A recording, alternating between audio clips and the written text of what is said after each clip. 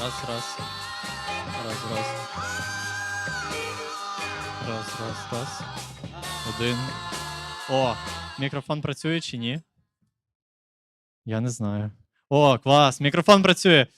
Друзі, ми десь за 2 секунди будемо починати, і тому присідайте, знімайте верхній одяг до такого рівня, щоб вам було комфортно знаходитися в цьому холодному, але тим не менше теплому через ваше тепло приміщенні. Знаходьте собі найкращі місця, щоб спостерігати собачі бої. Англійською. Anyway, hope you're all well seated. I'll just observe a bit of dog fighting here and hand it over to Ira, who will lead the show. I don't know. Probably we should invite Dzyga here. I don't know. Where is she? Okay. She is actually the boss who should be talking. But anyway, Ira. Yeah, it's me. So it's 6 p.m. now, and we will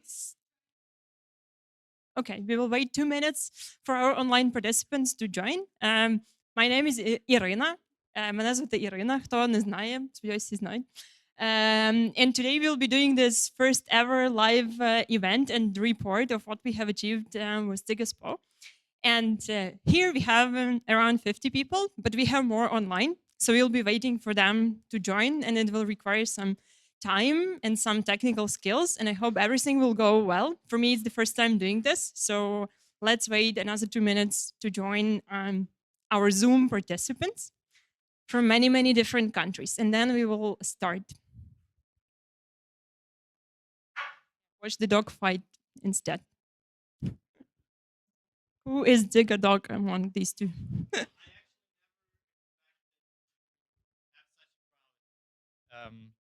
I'm quite amazed that we have such a community in here. Actually feel very nervous about this very first event. So if you would have any afterthoughts after the event, just let me know or let Ira know, because we are planning to make something a bit bigger, like a conference or a meetup for mostly foreigners who would come here to Ukraine, to Lviv, and maybe like in summer or autumn to make an event for them. So my idea is that we should bring more foreigners into Ukraine so they could actually understand what is going on in here. But anyway, many foreigners are watching online now, so I'm happy for that at least. All eyes on us, I guess.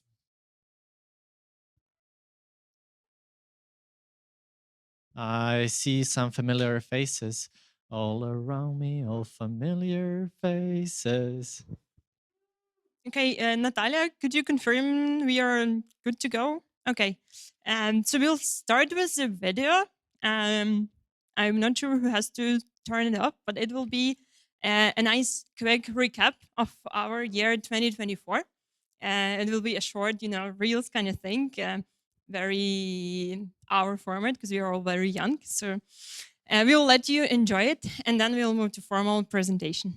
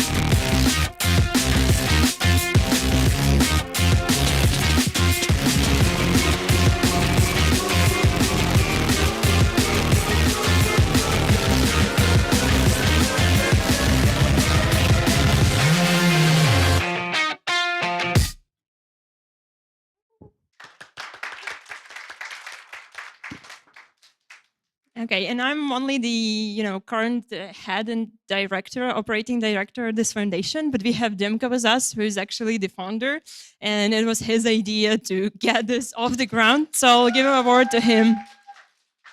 You'll start. Okay, I actually have some how do you call them speaker notes. Um, so, um, as Ira said, I am Dimko. I created this little organization. I think somewhat by accident, somewhat by the sheer anxiety that I had in 2022, because it kind of sucked in 2022, and we had an existential threat, and we still have this because of Russian invasion. So I started just doing silly tweets about my life, really. And I never expected that it would turn out into something as big as this. Not this event specifically, but the organization and the impact that it has created over the course of 3 years of this enormous, stupid war. So I have one remark also that I named the organization in the name of my dog, Dzyga, and she's running around here somewhere. She's the bigger dog, you'll know probably. Um, and she probably has literally no idea about how important she is and how much impact she created by inspiring all of us and all of you in here. Anyway, I have something to say about you. Not everyone is familiar with each other here, but let me just say that we invited all of you here, and this is not by accident. I am very proud to call some of you are my pure friends, partners, and just generally people who are deeply committed to the Ukraine's victory, deeply committed to Ukraine's national idea. So I'm very proud to stand here together with you and to achieve these awesome results that the actual director will tell you about. Um, and also I would like to highlight that together we poured all of our hearts into this mission, into Ukraine this year, and I just love this fact. That was kind of beautiful. Anyway, I have, as I said, never imagined that this would be as big as it is now. Purely random, I guess. Um, very complicated handwritten notes, actually. Handwritten, not a stage joke. Um, anyway, I also want to tell you about the team because they have been working really hard. You'll hear the formal notice about them, but I have literally witnessed myself, all of the guys and girls, young and motivated at the team, working 24/7 in all of those expeditions to the front lines and all of those logistics, procurement, social media, and all of that stuff, working extremely late hours and doing the best they can. So this is the result of what this small team has achieved over a year with the best they've got in them. I also have some military friends in here. Maybe you can wave your hands, and they are just awesome. I am very proud to have them here and very proud to um, fight together with them. I get very inspired by Ukrainian heroes. And also we have Irina here. You already saw her, and um, I am enormously proud of her and actually how good of a boss she is. Just about to um, give the stage fully to her, and I just want you all to appreciate her. Just give her and the team some love. Over, over the course of last few weeks, I have witnessed all of the emotional highs and lows and all of the best efforts that she have put into this organization and this event. And literally, she's been sitting till like 2 a.m. doing all of this. So I am very sure that you'll have a great evening today, and I am very sure that that's going to be fruitful, I guess. My hand is over. I don't have any notes in here. I wish I had a bigger hand. Thank you, great people who came here and stage to Ira, the actual boss. After Dzyga, no worries. Yeah, you will see our organization chart, Father. Oops. Thanks, Dimka. I would like us to give another round of applause to him because actually he founded this again. And he is now not doing this anymore. And I'm not sure everybody here knows it because he joined the armed forces. Maybe he didn't have it on his handwritten note. But Dimko started this organization back in 2022 and he left during summer 2024. And he signed a contract with one of the units he chose, was a newly created unmanned system forces. And he's my husband, just in case. Okay. Okay, now let's move to serious things now. This is Dzyga's poll annual report 2024. I'm very happy to kick it off here, seeing your faces live. And I need a clicker. Thank you.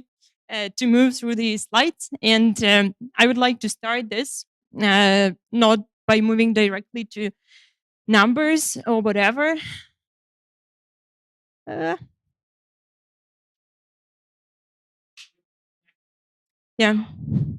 Yeah, so I'd like to start this with a moment of silence. I invite you to stand up and take a minute to respect and honor all the fallen heroes that given their lives for us to be able to be here.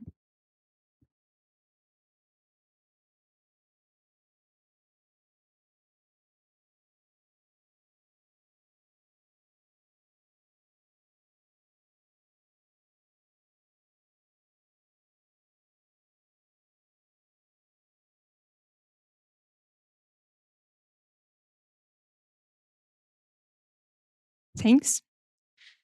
And I bet every one of us had some people and some real names in mind while we are standing. And this is actually, this applies to all of us here and all of us, all of our team, each and every team member. And my clicker is not working for some reason. Okay. Okay, I will start with just overviewing what we have today. We'll go through a brief introduction and then we'll provide summary on financials because we need to report transparently about your donations. Then we'll talk about deliveries and what we have delivered. Then Vasilina will change me and talk about our projects and project highlights of the last year. Then Natalia will come with media updates and we'll talk about our team and plans for the next year. It should take no longer than an hour. Then we will have a little Q&A with some of our military who are here. And then we will have a charity auction. So if you expected to leave by 7, you wouldn't be able to because you probably want to eat pizza, which will be here later. So we'll probably be here for another 2 to 3 hours. And this is what to expect. If you're planning to leave early, you can, but you will not eat pizza. So better think of it. Okay, so I'm starting with the intro. And the intro is unfortunately not too fun, but it is. I don't know, maybe somebody can test and fix it because it doesn't seem to work, or somebody is closing the channel that it needs to connect. Yeah, we delivered. Okay, so my first message actually is that war is not over, and that's why we are here, and that's why we continue doing what we do, and that's why this organization exists. And war did not start 3 years ago. For us, it started way longer before that. But every year we see new challenges, and this meeting is specifically to reflect on the challenges we faced throughout the 2024. And the first thing we faced is actually bad news for us. So here you can see the city of Avdiivka, Ukrainian city that was standing since 2014 when Russians first tried to invade it. And in 2024, they made it. And this is unfortunate for us. And I'd like to emphasize that this is a city that is very close to Donetsk, which is occupied back since 2014. And the battles around it were huge and the losses were huge. Another big news in 2024 was Kursk operation of the armed forces of Ukraine. And this is actually a big deal in world's history because this is an unprecedented case of our army, of a little, flexible army of a country with like a democracy, not autocratic regime, invading territory of a big Russian empire, of a country which has nuclear power. And it never happened in history before. And it happened in 2024. And we see the consequences now. Basically, now nukes are triggered. We are still here, still alive, and still holding. And another big thing that happened throughout this year and before, like 2 years before, was our forces attacking Russian Black Sea Fleet one by one, like ship by ship, using sea drones, which made it completely non-functional by the end of year 2024. And this changed the course of world history, and this changed the perception of how the sea battles is like will be performing and will be how we will be fighting sea battles. I would like to focus more on the first thing. This is the picture I made in Avdiivka on January 13, 2022. So it's a little more than a month before the full-scale invasion of Russian Federation. This picture is made on my phone. I have it here with me. And I made it while being on a trip with and maturity scene, Vertep in Ukrainian. Vertep Nashid, it's a project we have at UKU, Ukrainian Catholic University. I was there and I couldn't even think of how will the city look like a year after or 2 years after. Here it's completely functional. You see the lights, you see the plant working, you see all of the things you can see. And we were there, singing carols, having fun. And just, a year after that, this is what was happening. And then another year after that, on 17th February 2024, Commander-in-Chief Syrskyi announced the withdrawal of Ukrainian forces from Avdiivka to avoid encirclement and to save personnel. And a lot of the units we support with our foundation were there in Avdiivka. They were fighting there, holding the line for a very long time. As I mentioned, some of the units were holding the line back from 2014. Some of them joined in 2022. And one of the brigades that was there was 47th Mechanized Brigade. And this is a picture taken by Tihi. Tihi is a comrade of Danilo. Danilo is my classmate. I studied with him for 4 years. And they were there in Avdiivka for a long time before, again, the announcement was made for Ukrainian forces to leave the city. And since that picture was taken, it's been not even a year now, but Russian forces moved more than 50 kilometers deep into Donbass. As you can see here on the map, Avdiivka is really close to Donetsk. And now the front line is really close to Pokrovsk, not Avdiivka. Another big city, which was full of life. We were there for multiple times. We saw the kids. We had borscht in local cafes. None of that is working now. And the next thing is Kursk operation. And just as I mentioned, we demonstrated the ability to operate on enemy's territory. And this is a video from one of the units we supported, who were just flexing in some village in Russian Federation, taking off Russian flags. And this operation is viewed differently by experts, differently by our allies. And here I would like to show you a comment of one of the units we support. It's a man called Sign Volodymyrovich from 80s Brigade, Separate Air Assault Galician Brigade from Lviv originally. And I love what he thinks about it, because he says this is an example of asymmetric fight, because we moved Russian forces far away. And now that is exactly why the Russians are throwing their CAPs, which is aviation bombs, on the city of Sudzha, not the city of Sumy, which is Ukrainian city. So not Ukrainian kids, not Ukrainian women, children, not Ukrainian families, but Russian families, the families of those who started this, are having struggle because of it. And this is just a slide, to have some fun of our friends printing the paw and the real picture of Dzyga, and putting that somewhere near Suja in the village of Kosatia Loknia and sending pictures to us. They're just like flexing and having fun. We didn't really ask them for this, but this is their way to appreciate what we do.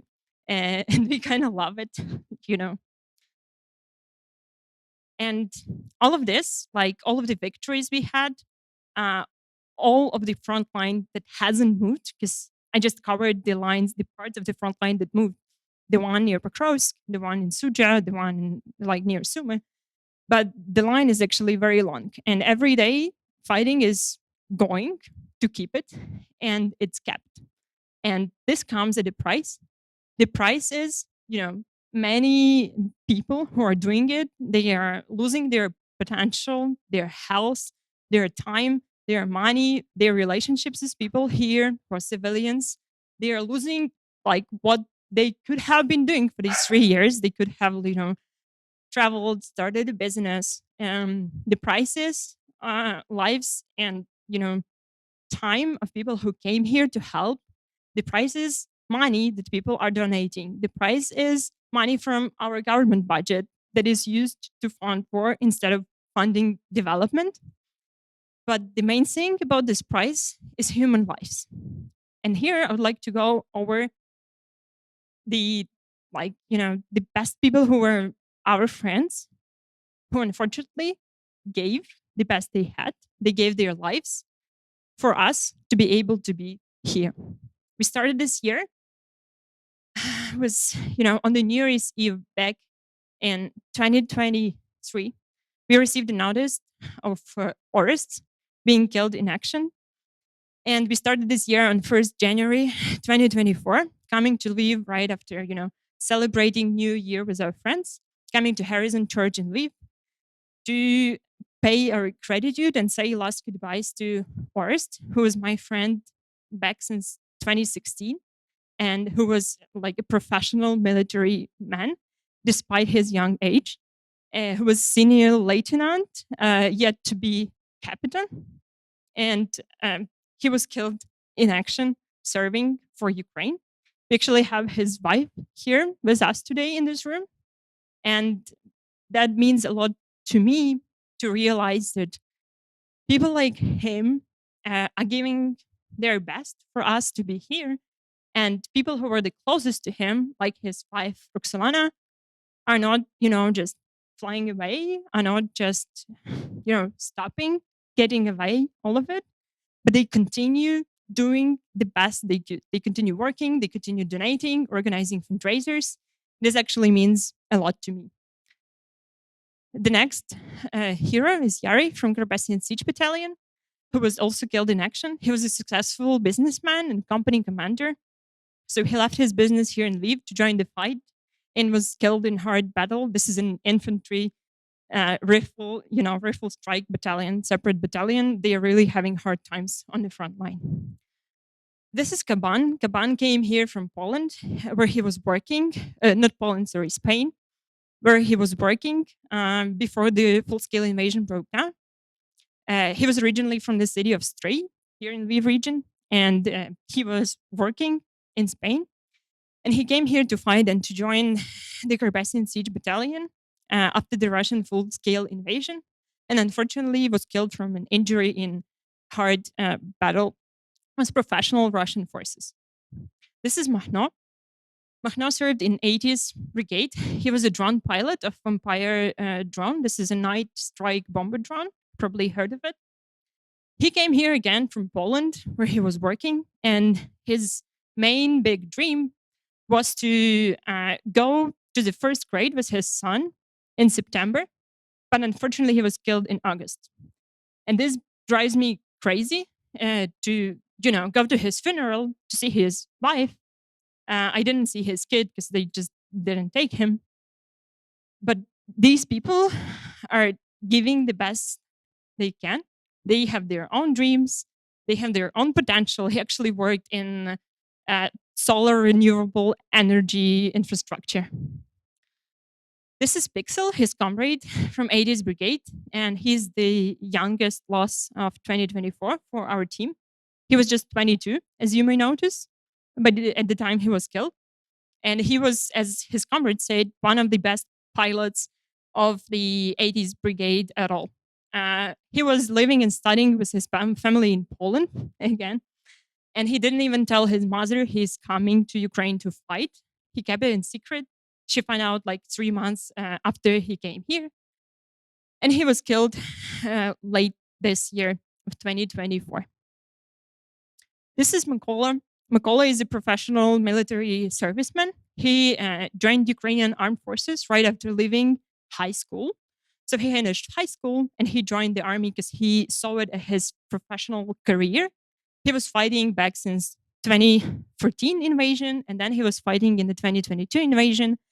And this is a picture we made with him, another photo report of delivering Starlinks. And after that, we just like made another project called Jam Session to deliver anti-drone equipment.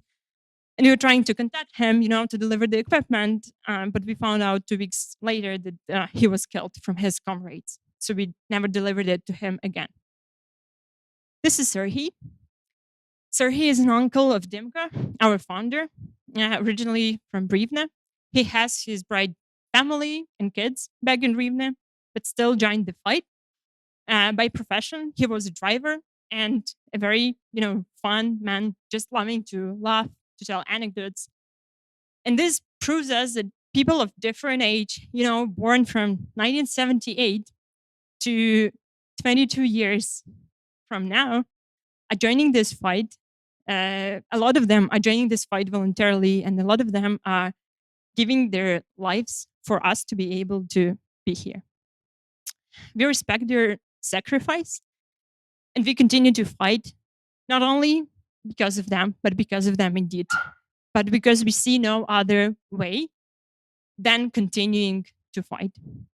Many people now in media, especially foreign media, say Ukrainians are tired. Just let Russia have the territory. We need peace talks. Everybody is tired. But for us, it's nonsense. And we continue the fight. And I have one proof.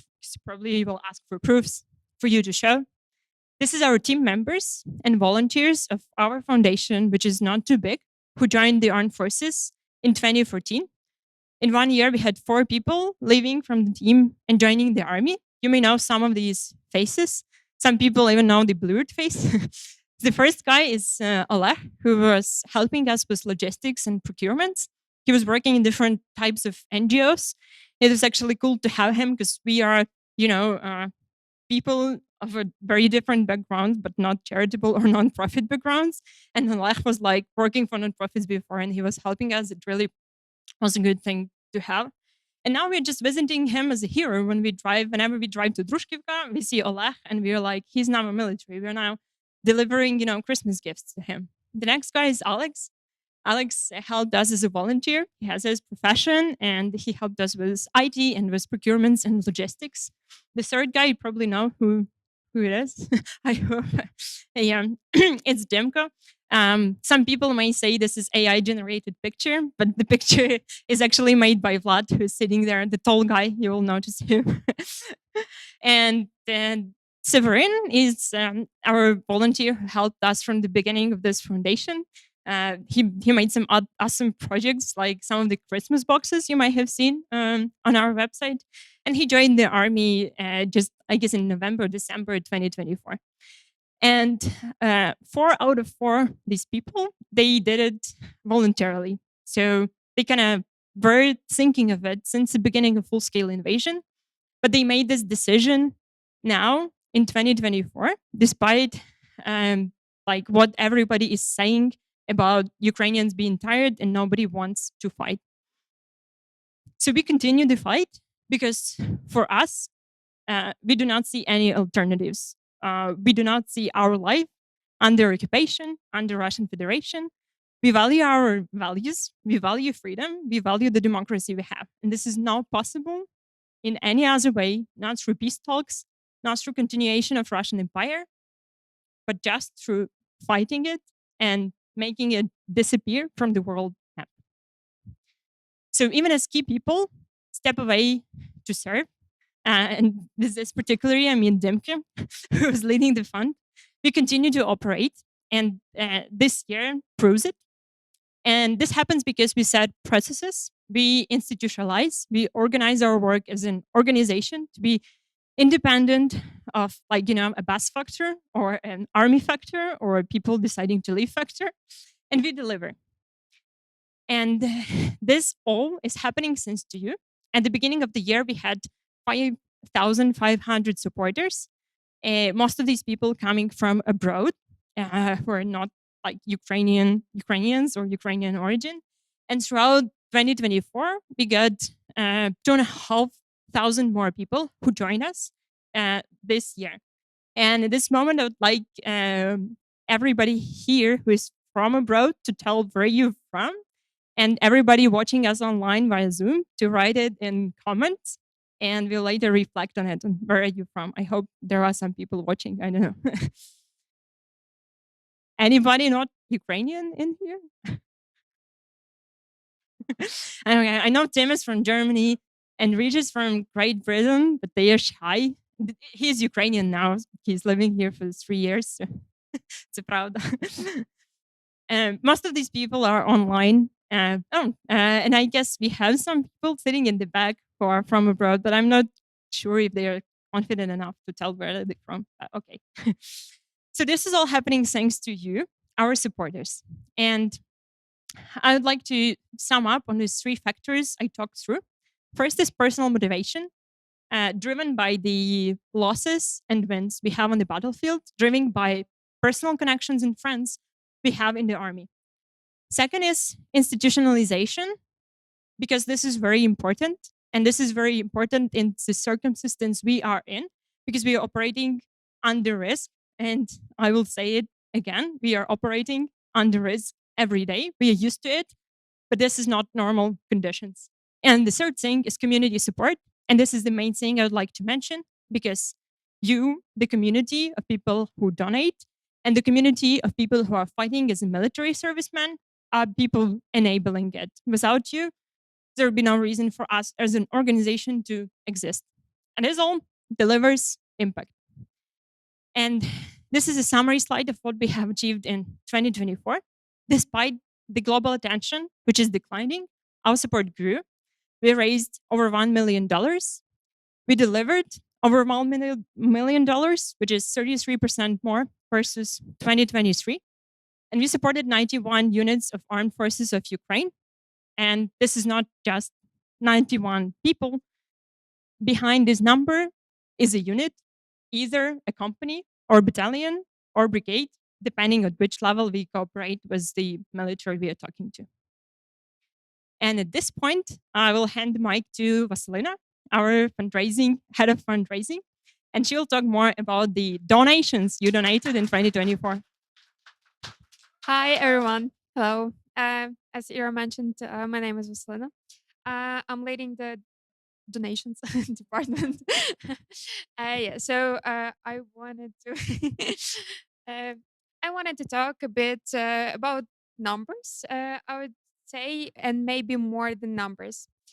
So to continue, we have raised in 2024 more than million, to be exactly a million and $200,000, which is a lot, and it is 22,000 more than in 2023. So despite all the news, like all the um, attention around the world decreasing to Ukraine, and we are still trying to raise money, and we are doing it well, I guess.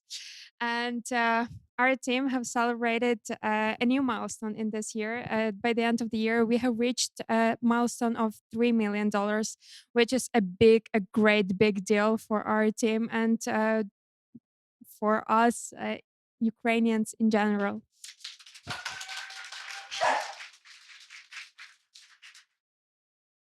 The next slide, a bit more than just numbers. This is the amount of donations we have received this year. It is 11,000. And these donations came from 63 countries, excuse me. And thank you to all the donors. I remember some donors which I mentioned. They are from some from Spain, Austria, Netherlands, USA, Germany, and Great Britain, France, Norway. Thank you to you all and many other countries. I just trying to recall all that were mentioned in Zoom call. Yeah. So thank you to you all. It is incredible that I can also mention that um, we have increased in 7 countries, 7 new countries. People from new 7 countries donated that haven't donated before. It is incredible. Thank you all.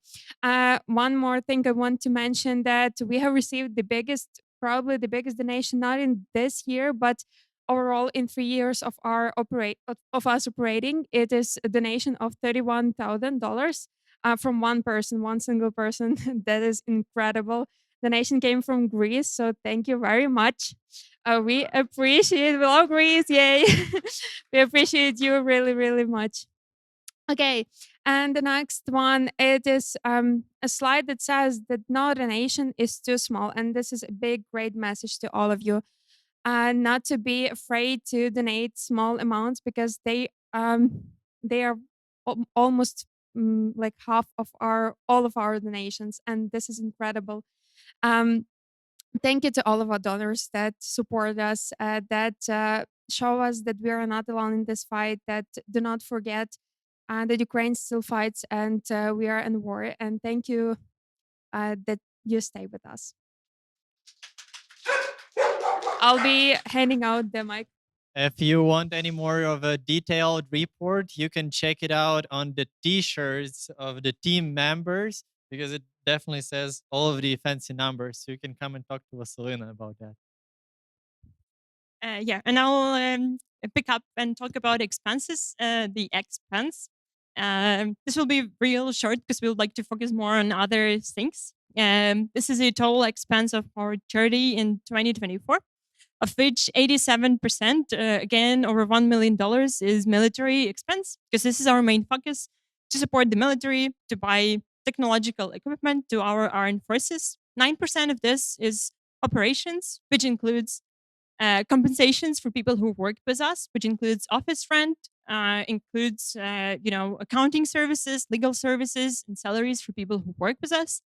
2% is logistics, which includes fuel, transportation, deliveries, parcels, and stuff like that. And 2% is humanitarian demining, which is another stream we have working together with State Emergency Service to support the mining of the occupied territories of Ukraine. And the next thing, which I would like to focus more on, is deliveries. So this is what we have delivered in equipment throughout the last year. We supported 91 different units and sent more than 200 parcels to these units. And the key number here is not even the total number of delivered equipment, but the average value of a single parcel, which is almost $5,000, which basically means we are not, focusing on sending little items. We are not sending, coffees, chocolates, personal gear. We are sending real expensive stuff, and we are mostly focusing on systematically supporting units, not single actors in this fight. So we typically start a project to supply a small group of people, like who are drone pilots, like a drone crew, or we start a project to supply a new formation or a new company being formed, or we make projects to supply battalion with dozens of laptops they need, and this is what distinguishes us, I think, from other volunteer organizations. Our main focus, again, is drones. This is more than 50% of our budget. We deliver drones, including reconnaissance drones and strike drones, like bomber drones and FPV drones. The next thing we deliver is portable power and communication equipment, like Starlinks. And for this, we spend way less than for drones. And one reason for this is that drones are actually being used more often and being lost more often.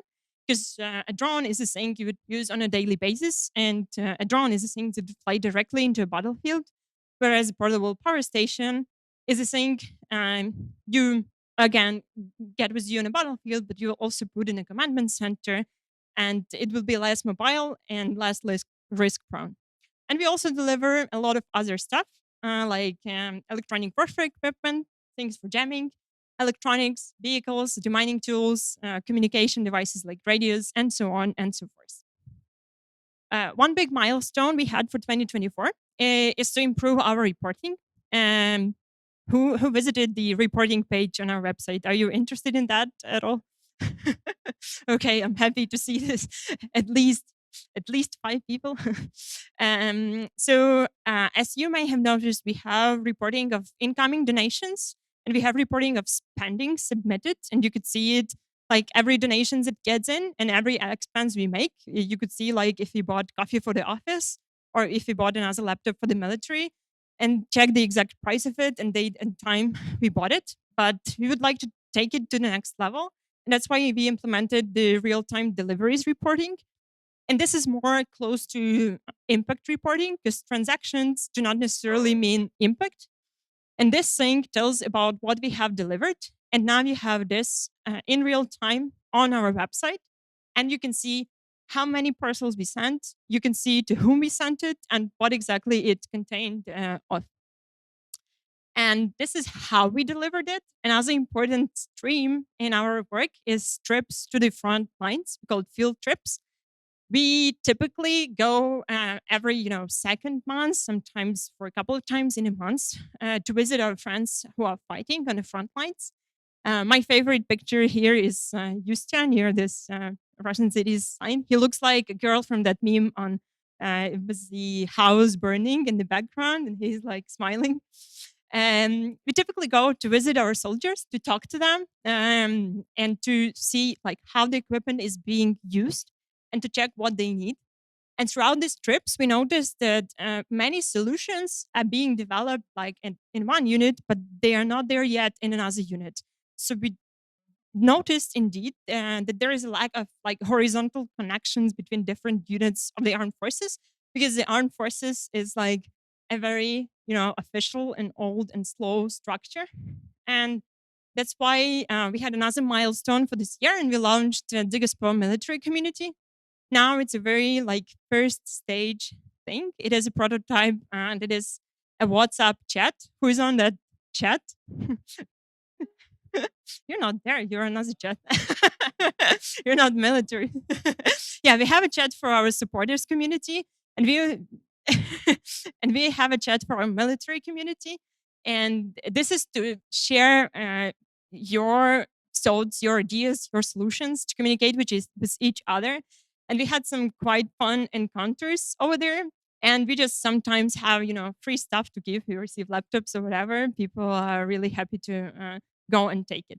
So this was another, qualitative milestone that we reached, and we plan to develop it next year.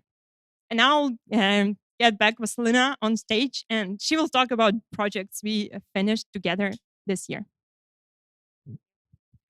So, what I wanted to talk, another goal, another milestone we have reached this year is like project setups. All this process of running a project, we have set up this year, and this is the result. Okay, so we have released 20 projects this year. This is a big number, I guess, for us, and we raised like almost half of our donations within those projects. And this is great because by this project, by like releasing those projects, we can supply more directly with the equipment the soldiers really need. And what I wanted to highlight in this slides, it's a sixth most prominent project we did in 2024 in 6 categories. So a bit of fun. Okay, so the nomination for Reaching for the Stars project goes to Sterling's 101 and 202. So we in within those projects we have delivered like more than 300 Starlinks, and we have built such high towers with those Starlinks that we could reach for the stars. And basically, with the numbers of the Starlinks we have delivered in recent years, we kind of became an experts in this area, and many units trust us with us delivering the Starlinks to them, so they come directly to us for Starlinks. Another project. Okay. I guess okay. Then another project is the most ambitious one. This year, this was the project with the greatest, the biggest goal. 100 $1,000. We have set an aim for us to raise such an amount, and we have accomplished it in just 1 month. And we have delivered a lot of anti-drone systems, which we are still delivering. I guess we haven't finished it yet because it's a huge project. But that was like really ambitious, and we are aiming for even more in the future. Another one, it is supporter driven impact. In this nomination, the award goes to the Black Friday campaign, which was possible thanks to the people you see on the slides and to that you cannot see. They left anonymous, but thank you to our supporters from Greece, Switzerland, US, Norway, and Sweden for making this possible, because they have agreed to create their own mini fund, and to try and engage our supporters to double their donations. And by doing this fundraiser, we have raised not 2x, I guess 3x of the total donations. And this was probably the fastest and with the fastest fundraiser with the biggest impact. And it was, again, was possible only by these people, thanks to them. Another one, the Beerist Collaboration Fundraiser. And this is the NAFO beer raffle. The result of this fundraiser, you can see here on the tables. You can taste it, you can try it, you can see it. Yeah, it looks like this. Yes. So basically, this was a collaboration with NAFO community, Pravda Beer, arena of beer in US brewery. And the winners for this raffle are pictured here on this bottle. And thanks to this fundraiser, we could buy 7 of these thermal drones that went to 93rd Brigade. And half of some of the proceeds from the beer still go to further fundraisers, which is also awesome. The next one, the Bridging Hearts nomination goes to Secret Santa. And this is the sweetest probably project which we realized, which we did in 2024. And yeah, who received presents? Oh, that's so sweet. And also the people who are watching us who were Santas. Probably some of the Santas are in the meeting right now. And it's not just a project to, deliver another batch of equipment, high costly equipment. But this is the project to deliver emotions and show love and appreciation we have for the people who do their best to defend our country and us, all of us in the world. And it reached a little bit hearts of people from abroad and people here. Okay, and the last one, last but not least, or how do you say this? The nomination of the unfiltered reality, because this is the fundraiser and the project which we took with us to the Sabotage Festival, Supernatural Wine Festival made by Sabotage Wine. Thanks to you, and together with them, we have raised and delivered those drones. And also, we are grateful to German television, national television, who filmed all this process and showed how we operate, showed the war, the reality of war in Ukraine on their television. And we have um, gained many, many supporters from Germany thanks to that. So this is it of the project part, and I wanted to take a moment to appreciate 46 people who became our ambassadors in 2024. And I know that some of you are here, and we wanted to present you some presents because we are immensely grateful that you took this responsibility and you put in some effort to actually set your goal and like raise your goal and help us to support our defenders. So I would like to invite here. Yeah. So I would like to invite Roxolana here and Richard, Vlad, Ostap, and I hope I nobody forgot, and Natalia and Vlad.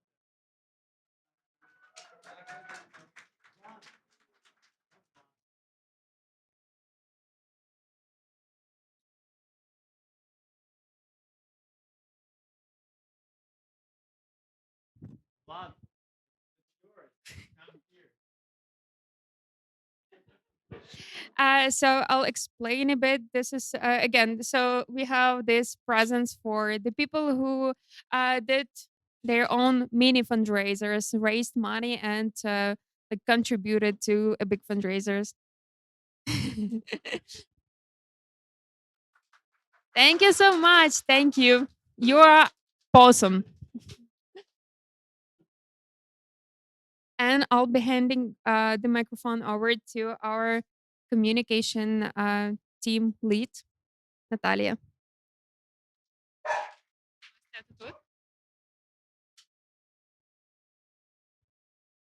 So I'll try to do this short because it's already took so long. So our media team was working hard to reach a wider audience and help Dzyga raise even more money in 2024. So one like big news this year was that we did not rebranding but updated our visual identity because we wanted it to reflect what we do better and not to be mixed with some animal help foundations. So we changed our logo a little bit. And actually, this logo was inspired by our supporter who just emailed us the sketches and said, maybe you can use this idea. So we used this idea. And now our logo looks like this. Uh, yeah, we didn't want to lose the paw, but it resembles the patches the military are wearing, and our patch looks something like that. So that's how it looks like now. We left our colors, we left the paw because Dzyga and Dzyga's paw, we had to like honor our big boss. And we used a font created by Ukrainian artist Max Kobuzon, who gifted us this font. We can use it for free. It is like technological and modern as we are. We want to think that we are technological and modern. Also, we added, you can see it below, these icons of boxes and folders because all our work is boxes and folders and Excel spreadsheets, but it's left out of the design. Um, and what? I'm sorry, it's some spoilers. So Also, this year, Oras joined our team.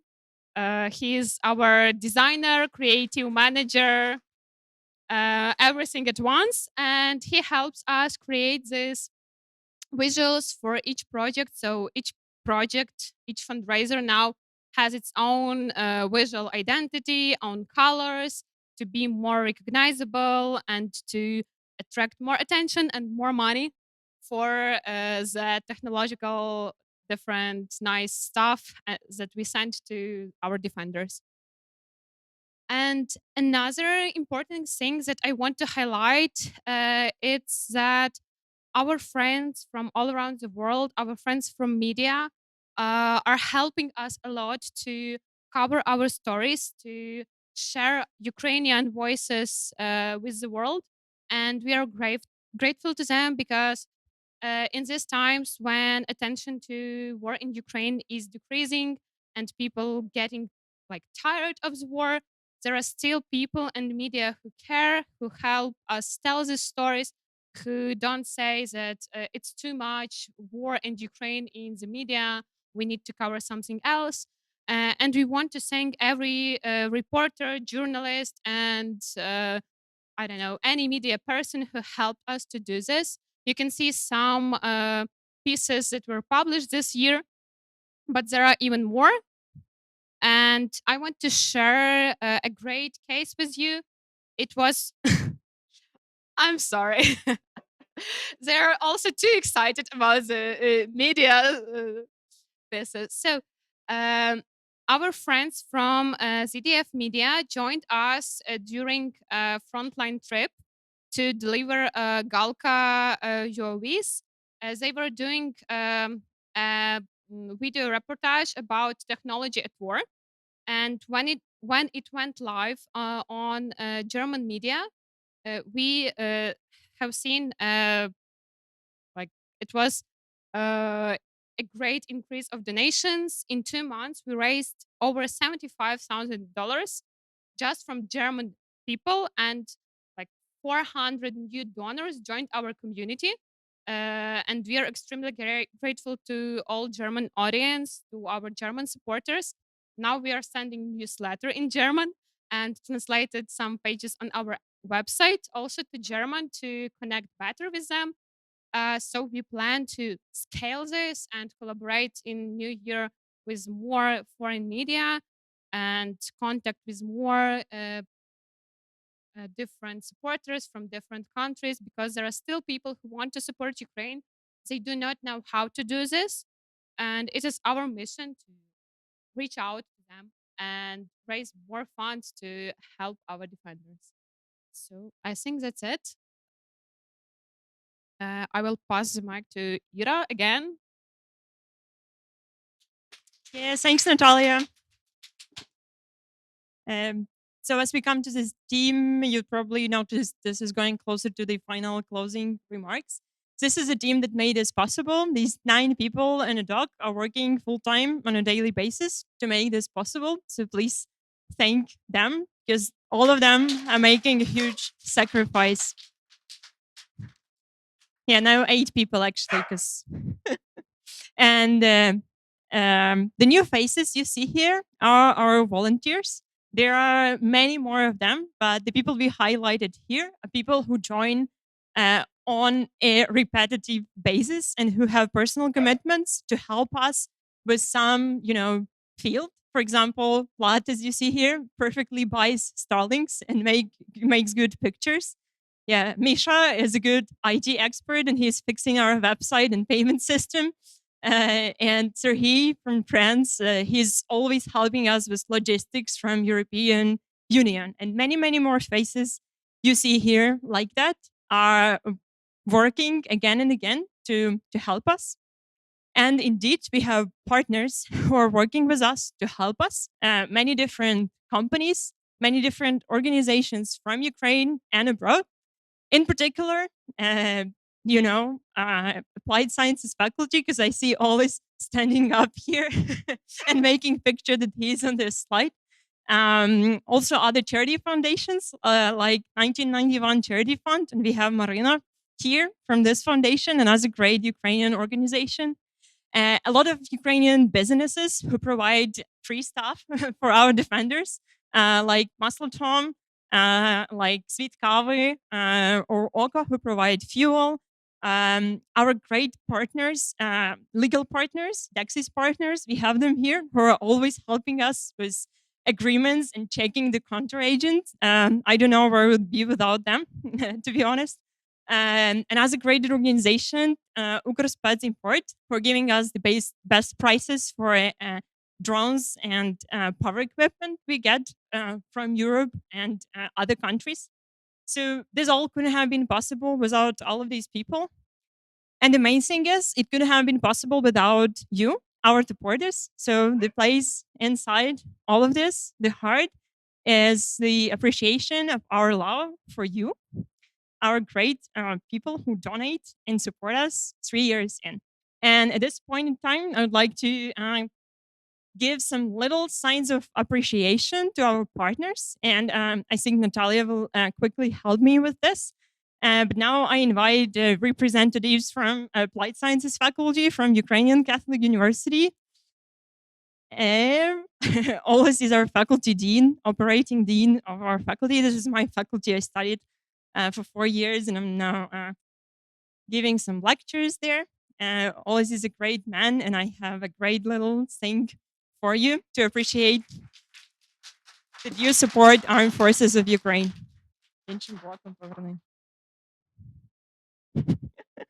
Yeah, like this, like this.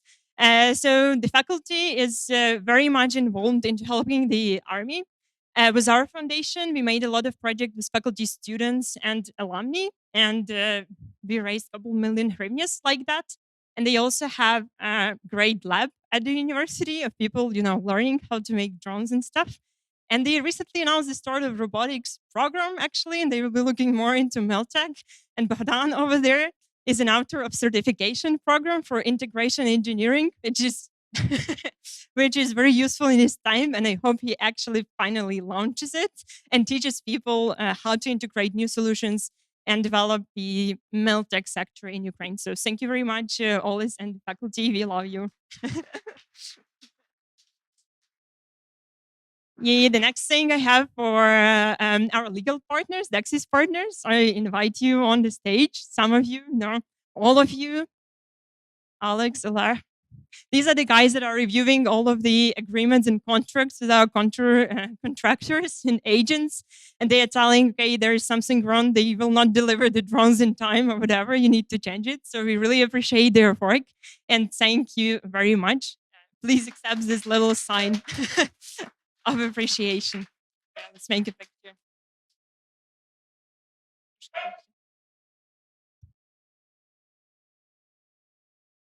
All right, thank you. I actually need some help, Natalia, from you. You tell who's next. Okay, the next is Intellias. We have Sasha here and Ira. Please come here. So we are now at the building, which is an office of IT company called Intellias, and this is Alexandra and Ira who are working with them, and they invited us here and made it possible for us to be here pro bono, and we are really incredibly grateful for you. Yeah, can make a picture. Yeah. Yeah, so Irina is a photographer, and she's making pictures but working at Intellias at the same time.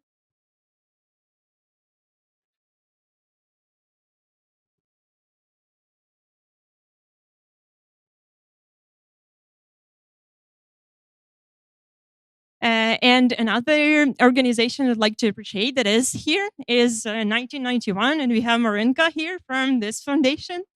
And we would like to give this little sign of appreciation to you. Because we partnered to make a great project with delivering shark complexes, and we actually thought we gave you this thank you certificate, but it was at our office and we never gave it. We are sorry to you.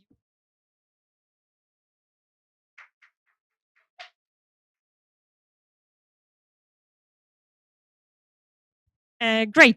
And with this, I will switch to our plans for the next year.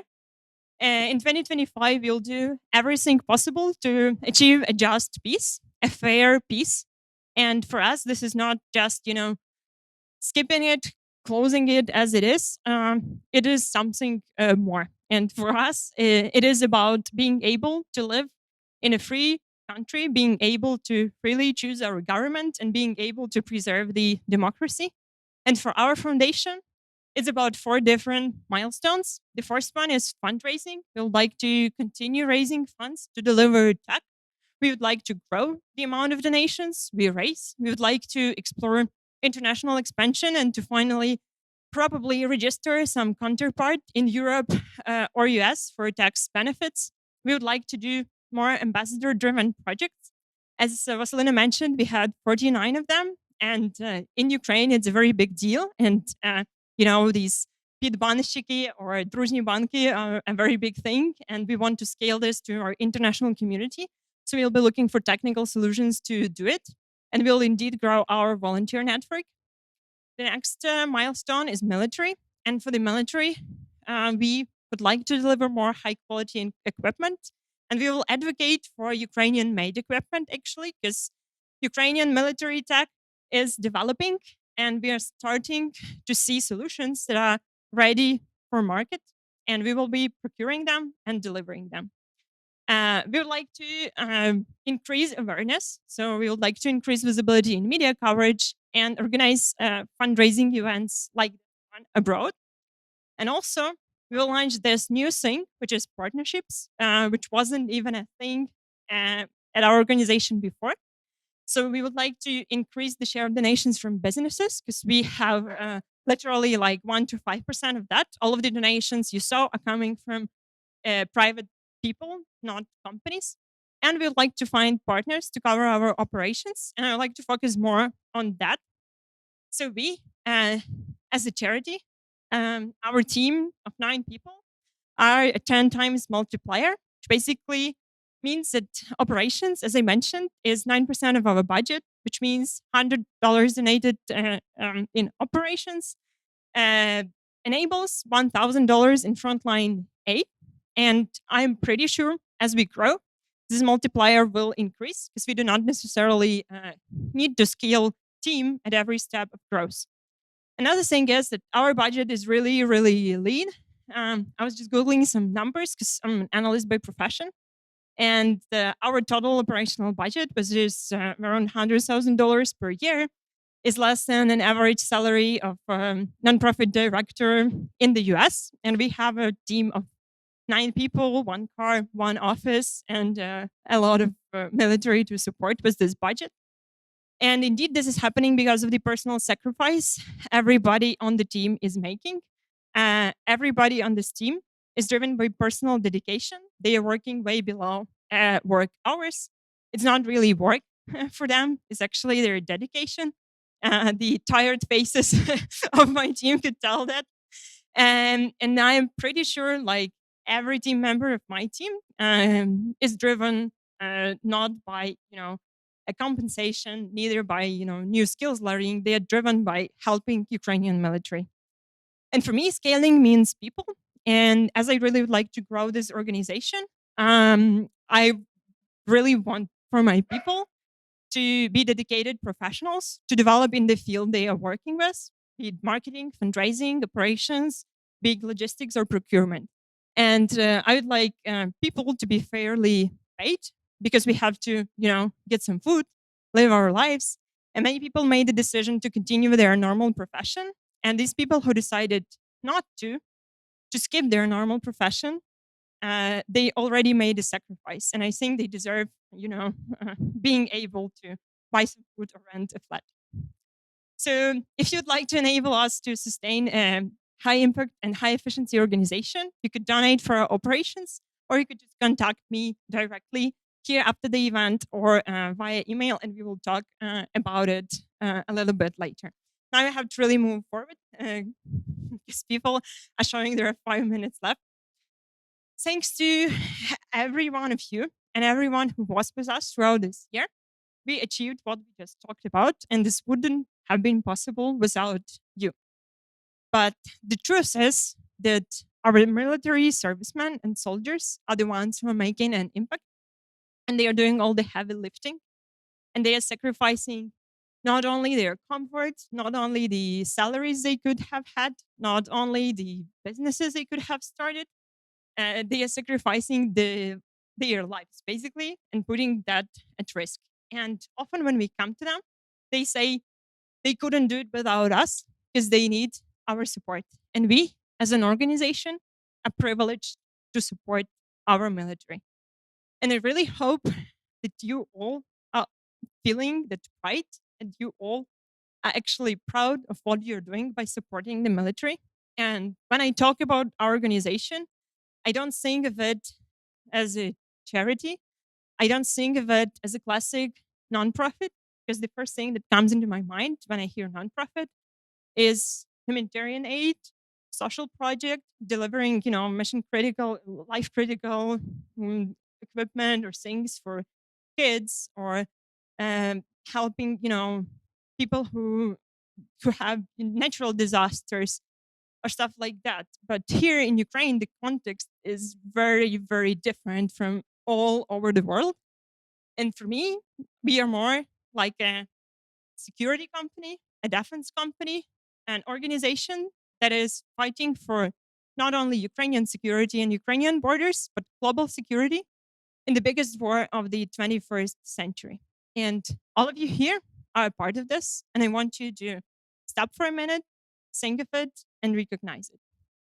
We all take responsibility, and I am proud, and I hope all of you are proud for taking it and doing something to help us sustain, to help defend freedom, and to help defend democracy. Thank you very much for being with us here today. And this is of our official report. And I will move to the Q&A with some of our military who are basically the heroes doing all the heavy lifting. We should have started already 30 seconds ago.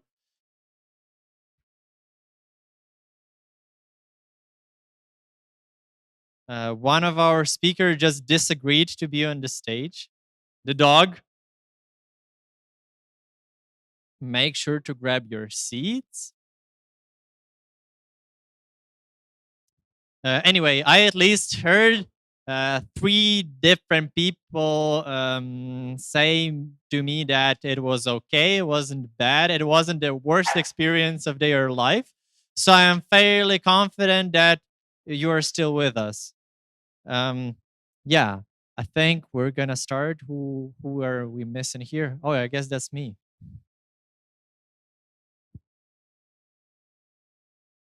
Hi everyone. My name is Tosia, and I'm really glad to see every one of you here today, both who are here with us offline and online. So now we will host a Q&A session, and I'll tell you how it will go. So first of all, I will present our speakers here. So let's give them the round of applause. Okay, so first one we have Dimko Lukhtenko. He is the co-founder and soldier of Unmanned System Forces. So then we have his friend Maxim, the senior officer in the headquarters. Then we have Irinka Lukhtenko, co-founder and the head of Dzyga SPO. And and we also have Mike, who's International Legion in Defense Intelligence of Ukraine.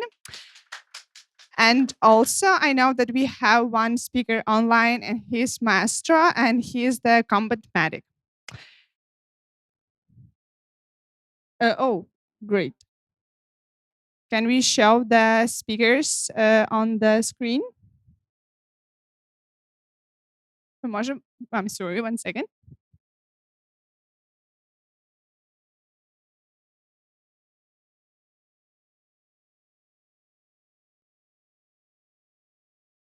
Спікери, які в нас онлайн, а ви не хочете включити камеру, будь ласка?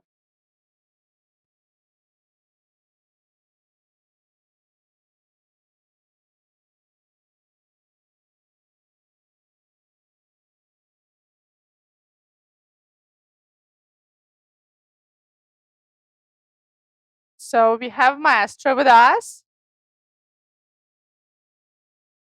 Yes. And we also have Vasilina, who is deputy company commander for Carpathian Siege Battalion, and she and Master is here with us. You can see them here at the bottom of the screen, and also our friends and supporters from all over the world. Hi, everyone.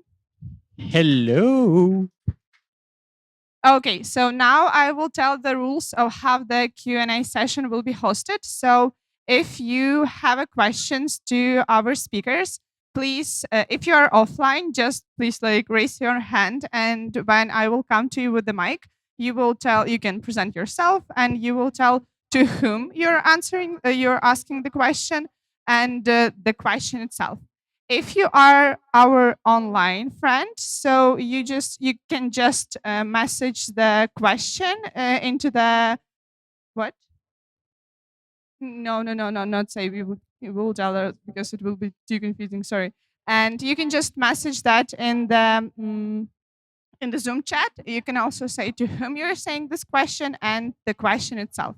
So we can begin. We have 40 minutes for the Q&A session, and we will limit the answers to like 2, 3, 4 minutes for you speakers, so that it will not take all day long. Okay, so anybody have any questions here?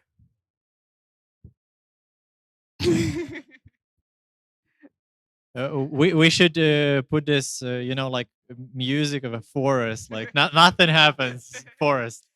Okay, so then I think I might have a questions for you speakers. My question would be, do you have any pets here at home, or maybe you have pets at your positions at the battlefield? If yes, can you please tell us about them? Hello. Repeat one more. My name is Maxim. I'm senior officer in some headquarters. Yes, I have a little dog named Rocky. He's York. I very love him. Yeah. So yeah, I have a little dog.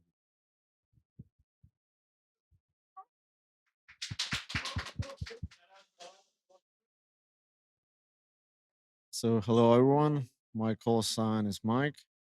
We don't have pets in our position because it can dispose our positions for the enemy, but we had a small cat back in the city Kramatorsk. Um, Her call sign is Mina, the mine. And one of our friends, he took it back home to his town, and now she's living over there. So I think she's feeling nice and in the good conditions, better in the chromators. Okay, thank you. And I know Selena, who's online here, has a pet, so probably she wants to tell her comments on her cute little puppy.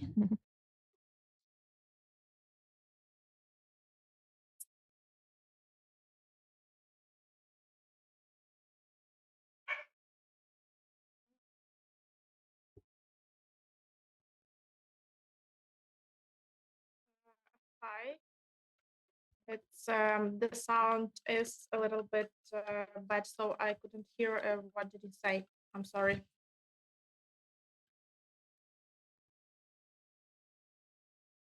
So we were asking about pets. Do you have any pet, dog or cat with you in the possessions, or or were you are joining Maybe us we from should Sveta try here? to connect. She has some issues with the connection.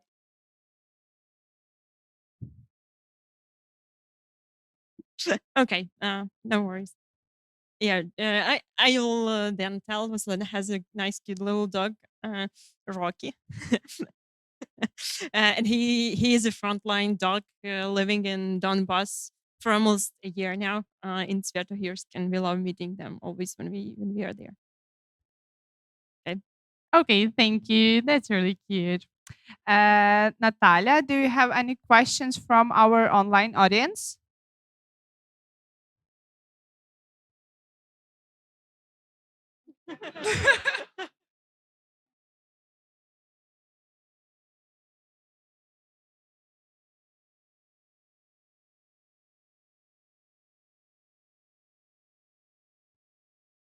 Okay, so I think I can answer that question. I'll present the speakers.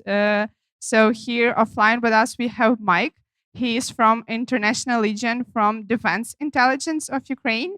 And we have Maestra, and he's the combat medic. So I hope that answered the question.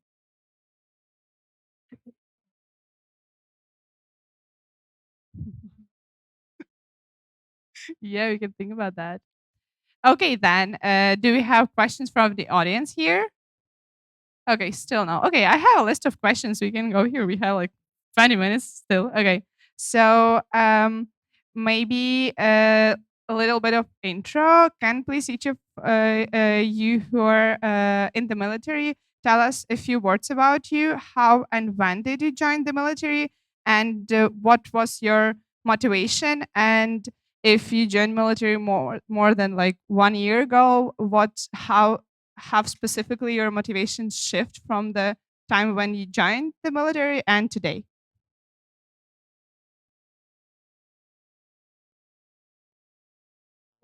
I joined the military almost 1 year ago. Straight go to this group that I'm operating now in the International Legion. Um, Actually, I joined because a lot of my friends already were in the military for more than 3 years. Most of them came to the decision in 24th of February, actually, when the full scale war started. I wasn't able to join that day because of the family problems, but at least with all my family problems, they are stuck and have free time, free space to move. I straight go to my friends and find that especially tactical group that I could join and where my friends are. So you asked my decision change it or Not the what was decision, that? the motivation itself. Actually, yes. Motivation changed. It doesn't increase or decrease. It just change itself because first of all, you go to the military because you want to defend your family, your country, your friends. But then um, when you get new friends in the military, when you get your comrades, you understand that also you want to fight for their lives also. You want to help them to survive and because they will do everything for you, so you want to do everything for those. So that thing that changed. Okay, thank you for your answer. Maxim, what about you? I'm joining the military almost 9 years ago. Um, when I end my when I end school, I joined the National Military Academy in Lviv, and from the start of full scale invasion to this moment, actually my motivation doesn't change. It's simple to protect my country. Uh, I want to live in Ukraine. I want to live in Ukraine in future. So if I want to live in Ukraine, I must do something. Yeah. Um, about my career is nothing special. Just I graduate from academy, uh, moving to special, how it's called in English, a special operation in Donbass, maybe. And then when full scale war starts, I be already in the battlefield. The platoon commander in 8, 18th, 80th Brigade, 80th Air Assault Brigade. Our first fight is defense of Bosnia. It's our first fight, and we have a lot of mission where I took part. So for now, I serve in the headquarters. So my job is not in the field. I fight with the papers. Yeah. So that's all. Okay, thank you. Let's move to our online speakers. Vasilena, what about you? Have you heard the question? clear. Thank you. So I joined the military from the very beginning of 2022. Uh, and the motivation was simple. The enemy was in our country already from 2014, but in 2022 it was a lot more enemies here and more territory that they tried to take. So it was simple for me if I want to live in Ukraine and I want to live in Ukraine all my life. So I need to help now my country to be independent, and that's all. Uh, if the change, no, of course, this don't change the our feelings and emotions change a bit because it's already 3 years um, of very essential war, very hard war. So for sure, we are all not such full of energy as it was, but a lot new people come, and every time we are motivated to teach them, to study them, to show them everything we can, so they can help us and stay alive. Okay, thank you very much for your answer. So now we have some questions from our online audience, and I think this is question to everybody. And the question is from Natalia.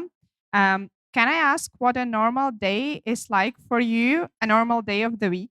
Do you have a routine or do something different happen every day for you at your service? Who wants to answer that question? Yeah. Actually, my daily routine is simple. When I in a area of my operation, I just woke up, have my paperwork all day, and that's all. But some days I took a part of the ground missions where I move from headquarters to my subordinates unit and help them to achieve the missions that we have.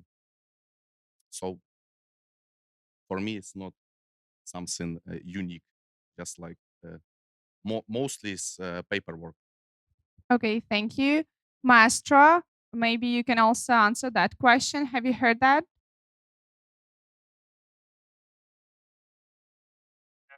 Can you hear me now? Can you please repeat? Can you hear me now? Yeah, we We're can. just Hi. testing the audio.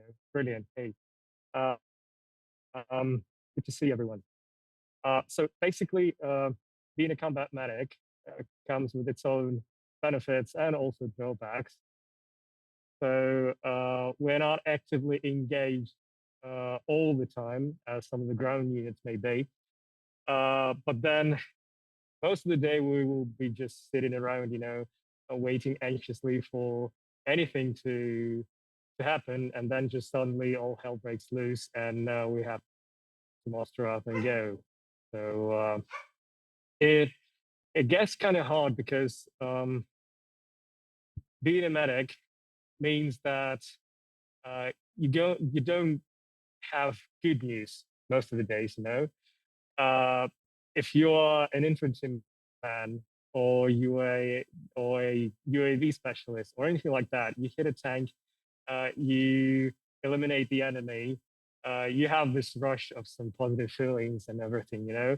But when you're a medic, it's you, when you do get some action, you're actually fighting an a priori bad situation just to make it okay at least. So at the end of the day, uh, at the very best scenario, you save a life and you wait uh, for the next day, and that's basically it.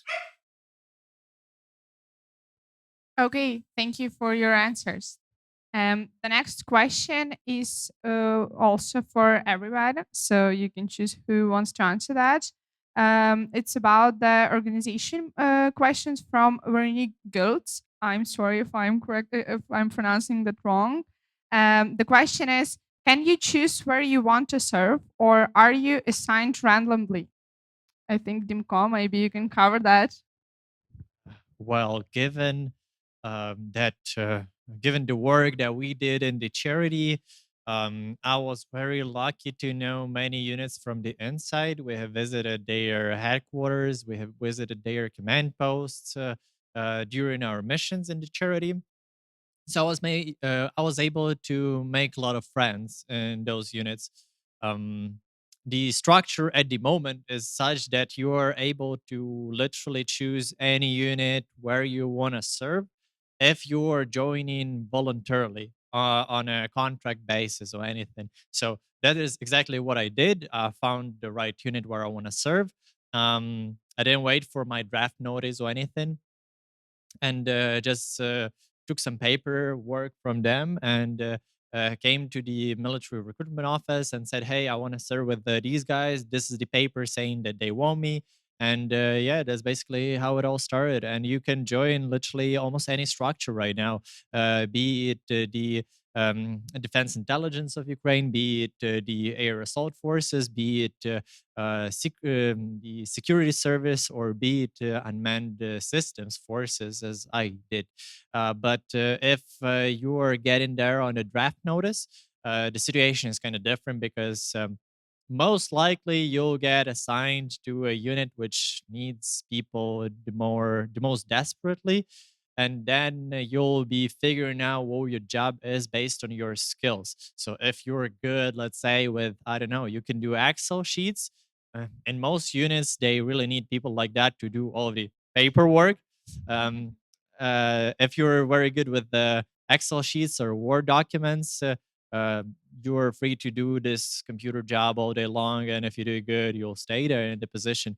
If you are great with, I don't know, explosives because of the civilian education in, I don't know, chemistry or anything that you had, obviously there are high chances that you will be assigned to be explosive ordnance disposal kind of officer, or soldier, or whatever.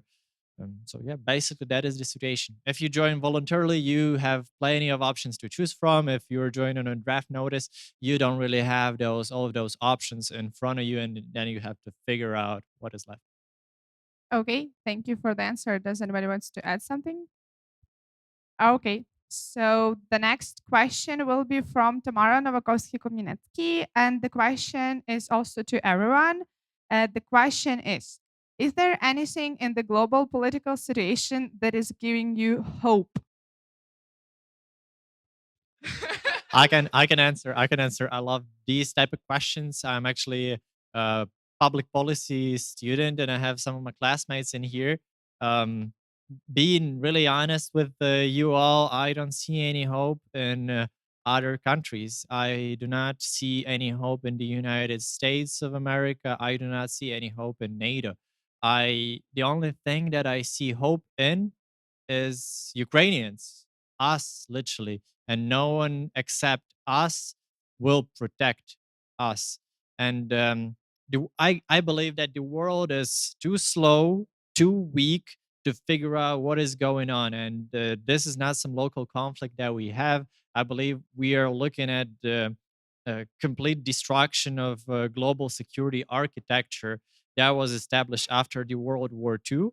And alliances like NATO are proven effectively useless, because they were literally created to defend against Russia, and they are sitting and watching an independent liberal democracy kind of nation, and the greatest people of this nation killed in that fight. And meanwhile, they literally do nothing. They are not prepared to fight the same fight as Ukrainians do in case Ukraine falls.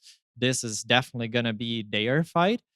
They are not ready for this. So the only thing that gives me hope is Ukraine and Ukrainians, the spirit, the resilience, the motivation, and I guess Ukraine is one of the very unique examples of how kind of David Holyev kind of situation.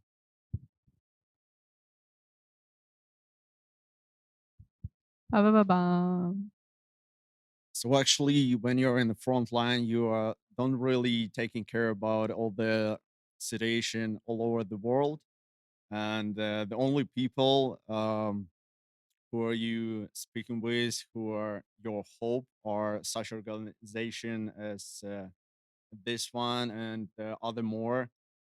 Your hope are those people who are waiting for you back home.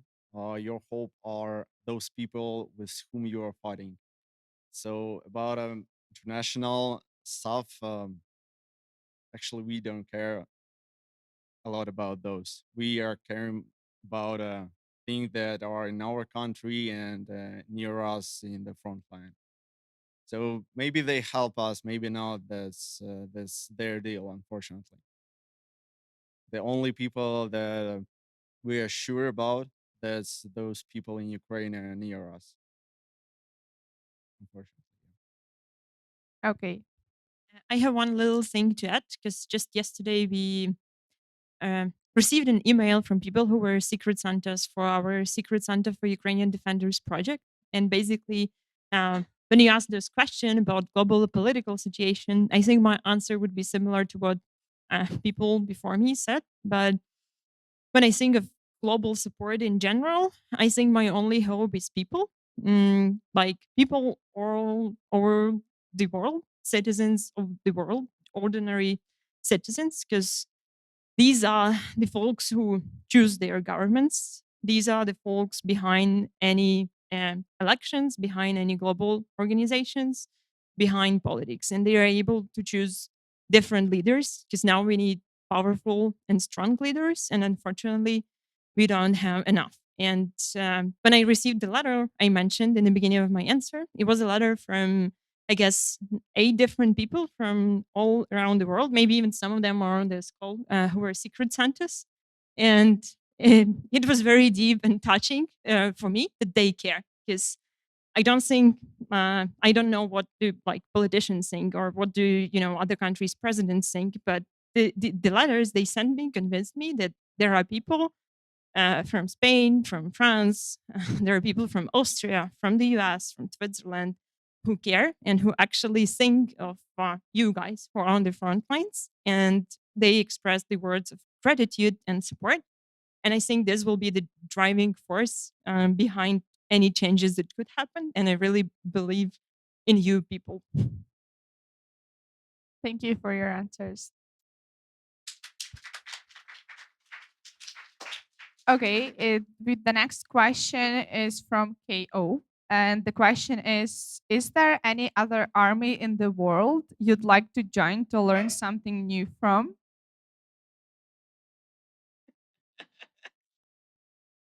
Vasilina, maybe you or Master here? Um, I wouldn't even join Ukrainian army if not war.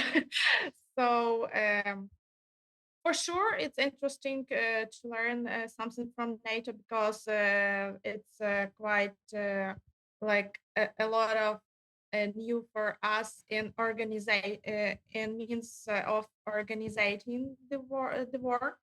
Because the more NATO, the less Soviet Union army we will have. But when talking about war itself, I think that a lot of another armies can come to us to study from us, and it will be good for them because still, if like Dima said, if we will fall, then the country should know um, how to stay alive when Russia is coming to you with war. Thank you, Vasilina. Anybody here? If I could maybe add to that. Yeah, go So on. I turned off my camera because I have very bad internet where I actually reside now. That's okay. I was just going to add to the previous question about hope, and I'm talking about my personal experience. But what I found is that I'm beyond hope at this point for myself personally, and as devastating as this may sound, I actually found this quite a liberating experience.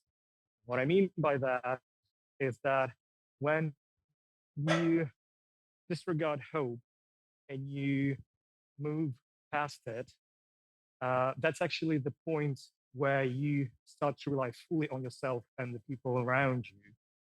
And that's where you may become the most effective version of yourself. So, yeah, but that means you have to have some inner core, and you also have to have uh, decent people around you to support you in that. And regarding other armies of other countries, I don't think I would be interested in joining different armies in different countries at this point, because I know that Ukrainian army uh, is right now at the very tip of the spear of everything that's going on military-wise in the world. Uh, Although I should say that the effectiveness and the sheer size and financial capabilities and all of that of the U.S. Army is what I find uh, very interesting, and also different. How should I put it? Probably techniques that, for example, Mossad uses. I also find that quite fascinating, especially the way they unrelentlessly fought their war throughout like years and years and years, and they somehow managed to keep this motivation to keep the nation together, and that fascinates me quite a bit as well. Thank you. Thank you for your answers. Do we have questions from? Yeah, please go on. I'll tell you. I'll give you the mic. Uh, when the politicians decide that the war is over, um, will that be your end to the fight, or will you seek justice for everything that the Russians have done? Will you toe the line of the politicians that the war is now over, or will we do what I hope is hunt every one of them down over the next 100 years? Anyway, I'm probably giving you the answer there.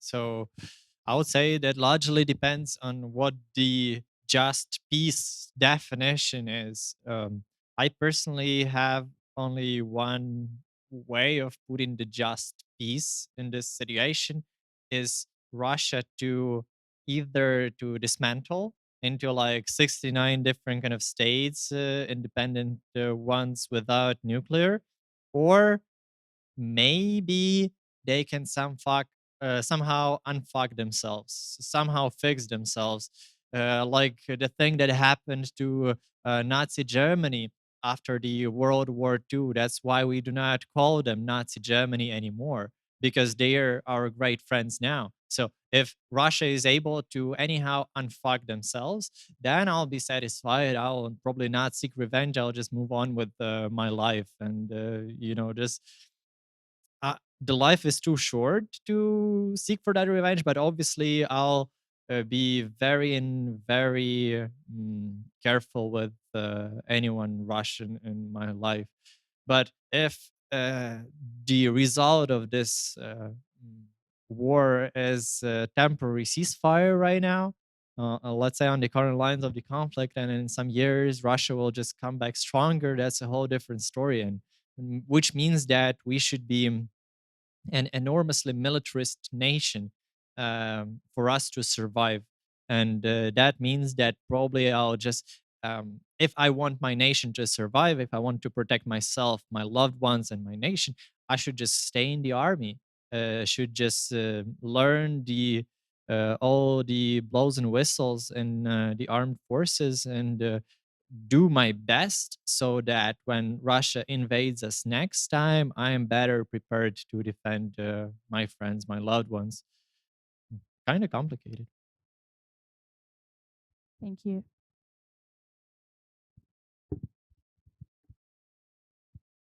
So to be honest, so we already lost a lot of our friends, and my comrades also lost a lot of their friends. So I think for somewhat the war wouldn't stop till the end of the life.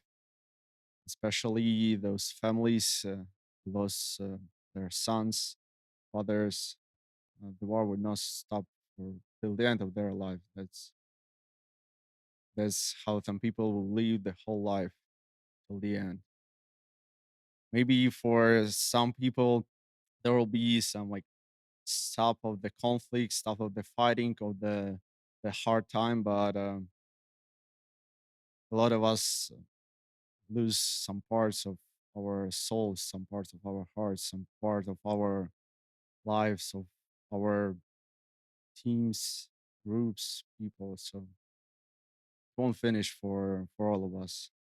I think so. Thank you. So we have the last question, and it's also the question from our online people. And the question is also to all of you. How can we best support the defenders in additions to the nation and helping your military units? Okay, I can start. Um, so for me, the main thing is to spread a word because for us and as an organization operating here in Ukraine, it's extremely big effort to reach out to a person sitting in, Lyon or Chicago or, Stockholm. And for you, if you're already there, it should be way easier to talk to people around you. And if you are really into supporting, if you are really into donating, it could mean a lot if you could share your opinion and convince other people of it, not just to donate, but to share the thoughts you have and share the ideas you have. Because unfortunately, Russian propaganda is way stronger than Ukrainian. I'm not even sure we have such a thing as Ukrainian propaganda or information machine. Yeah, is it Ukrainian? Like, is it driven from Ukraine? Not really, but yeah, you're right. So the power of sharing the truths and sharing the perspectives and the ideas, just for you to be able to talk to your friends tomorrow and say, "Oh, yesterday I was on this Zoom call with people." Joining in from Donetsk region of Ukraine, like joining in online from Sviatohirsk and joining in online from countries all over the world. And you will tell your friends you connected with them, you will tell them it's real, you talk to them, you saw them, they are like giving their best, doing their best, so that another person, at least one around you, could think of it and think what can they do, to support them. So yeah, I really think we lack information as we are again 3 years in. The attention is declining, and the global news outlets and media are like less and less welcoming and accepting whenever we reach out to them with our stories. So if you could trigger that and develop that, that will help a lot. Thank you.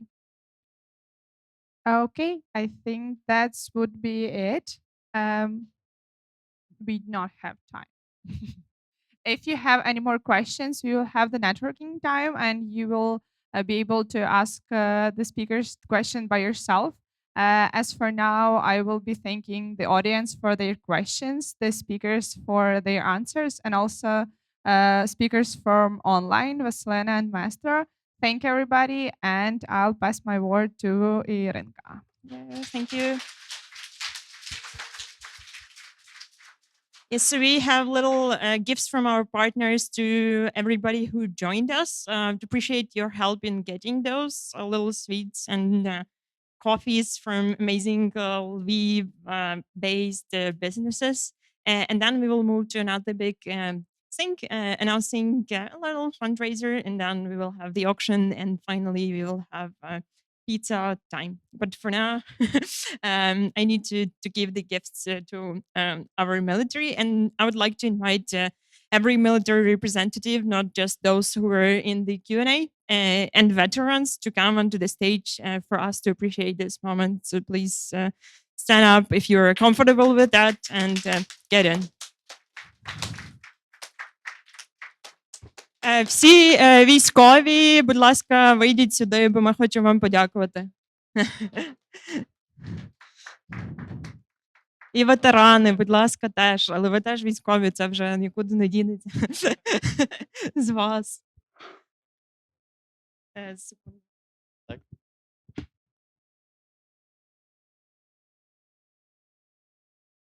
While we wait for our boss to issue us the command, we'll just stand still. Thank you.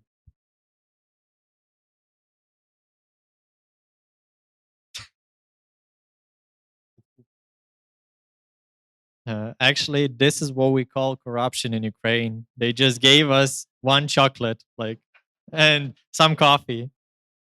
Fuck.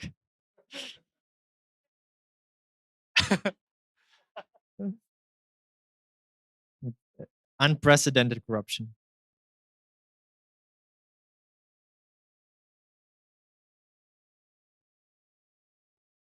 Actually, some people would say that this was coming from US aid.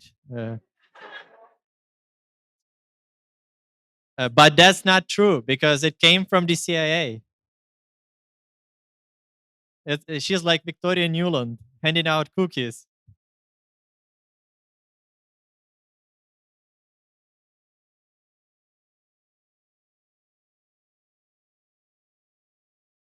Yes, we are happy.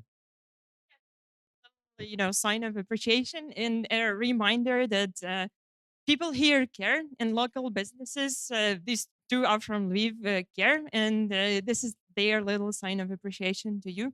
Thank you everyone who participated in the Q&A, who asked questions, and indeed thank you everyone who responded because you are the real highlight of this event.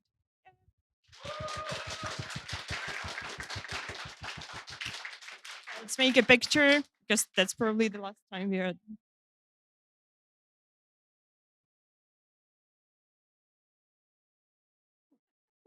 Just one. Окей, все, дякую і можете присідати і зараз.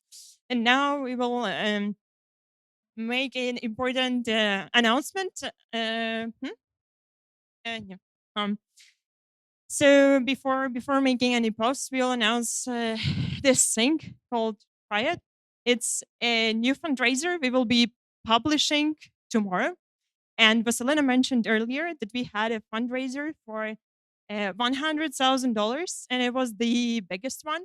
So now we aim for the next biggest one, and we didn't just double it; we'll triple it, and we aim to raise $300,000.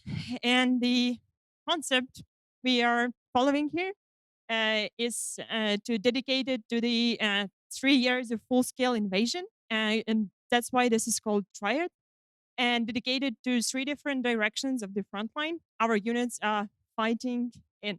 We aim to raise funds for 90 night vision drones, NX3 drones with thermal cameras in it, for 7 different units of the armed forces of Ukraine. And you can join the fundraiser here. And the concept of it will be that half of this amount will be raised by people from abroad, and half of this amount will be raised by Ukrainians. And we will see who will raise it first. So I'm sure here there are more Ukrainians than people from abroad. So we can kick it off with Ukrainians leading, but I'm sure there are many people online who would love to show that international support did not decrease. So there are 2 teams with one goal to provide night vision drones to our defenders. And on behalf of Vasilina, I'm asking you to become our ambassador and raise funds. Maybe you'll get such a nice gift if you do it in the future. And you can you can organize your little fundraiser and raise at least like part of this amount on behalf of your friends, your family, people who are close to you, and help us reach the goal faster. We'll be publishing it later, and we will be really active in social networks and media on the February 24th. So this is a little teaser, and we ask you all to actively participate and to make this visible for the people to see it and to join in.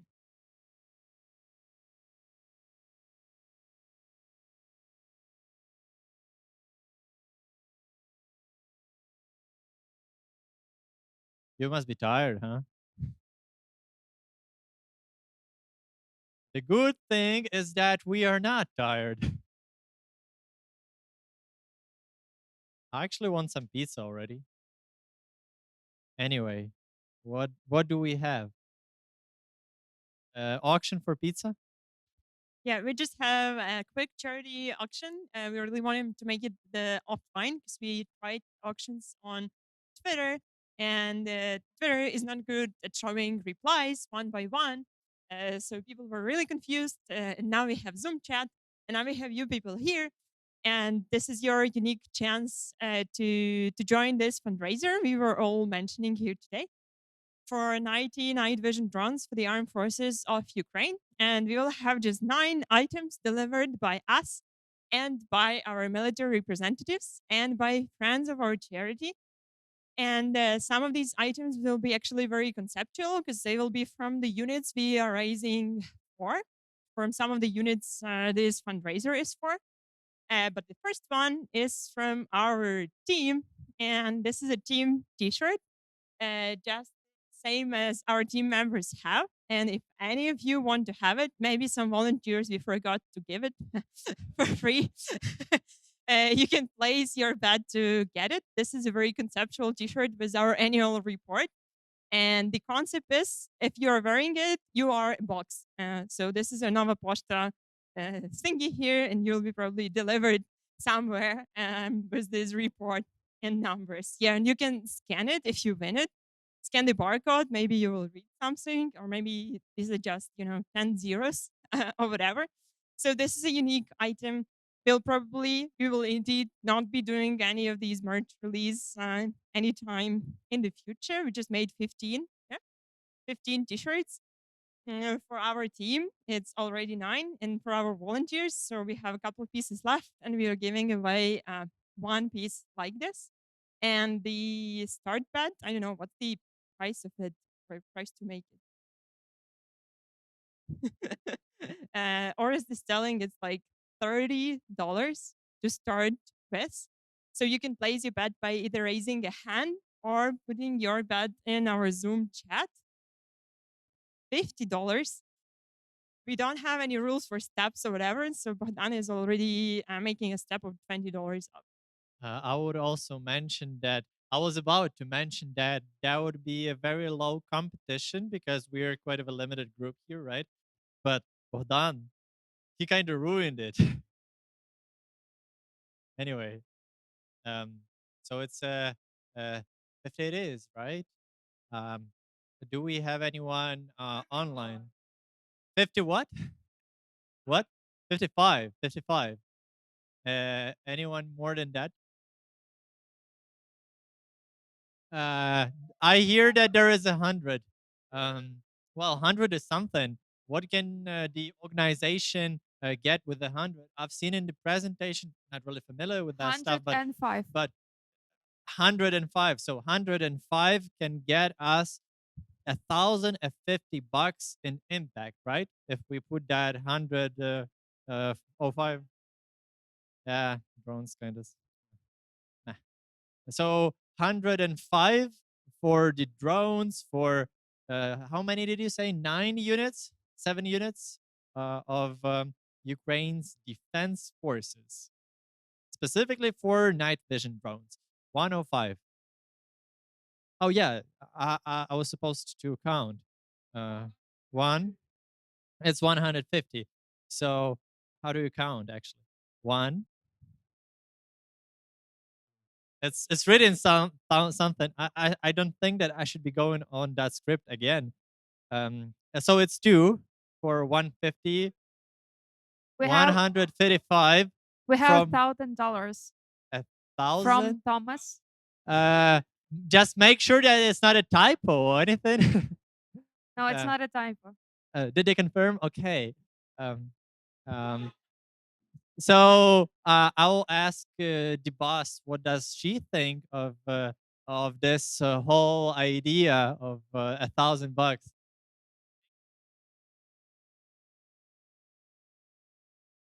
Yeah, she's like whatever. As I told you, she doesn't really understand the concept of being important. Like she doesn't even get the idea of the impact that she made. Anyway, that's 1,000. 1,000. Two. What country is that from? I It's Norway, right? guess it's Norway. All right.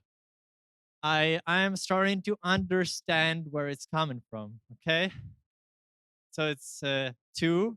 Is it in U.S. I'm dollars or sorry, it's Norwegian Switzerland. It's kronas? Switzerland. No, it's a country.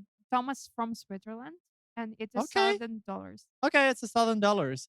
So I guess $1,000 it is. We're willing to give off to give this T-shirt for a man who bet $1,000 for a T-shirt to help Ukraine's defense in our newest fundraiser.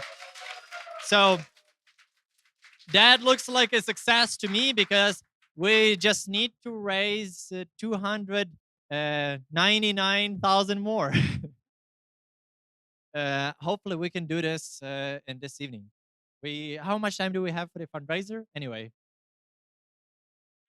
Anyway, we are kicking off with the next auction item, and this is actually pretty unique. It's a certificate for a walk with Dzyga. As you noticed, she's not very welcoming and not very, social, but she agreed. Like, we talked to her, we had a deal, and she agreed, okay, I'll go for that walk. She has her favorite dog park in Lviv. So maybe if any of you want to go for a walk with Ziga, you could buy it because actually not many people have this opportunity to walk with a dog who raised $3 million, and the start bet is actually very low because Dika just wanted, a bucket of dog treats, and dog treats are cheap. So she said the start price you can buy me was $5. That's what she said. I don't know. So if anybody is ready to start that, also, I'll add just a bit of a backstory on Ziga.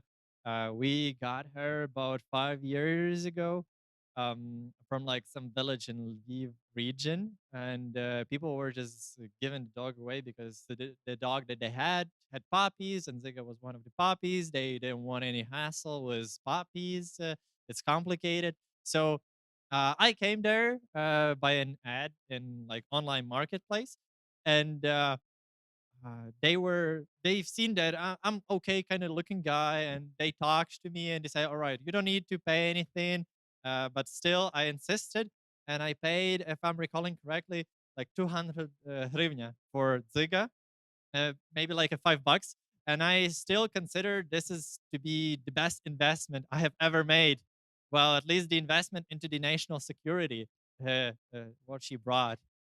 But anyway, so $5 was the initial price for Zyga, and now you got it with 10, right? Okay, as I said, 15. As I said, it's a low competition kind of a thing.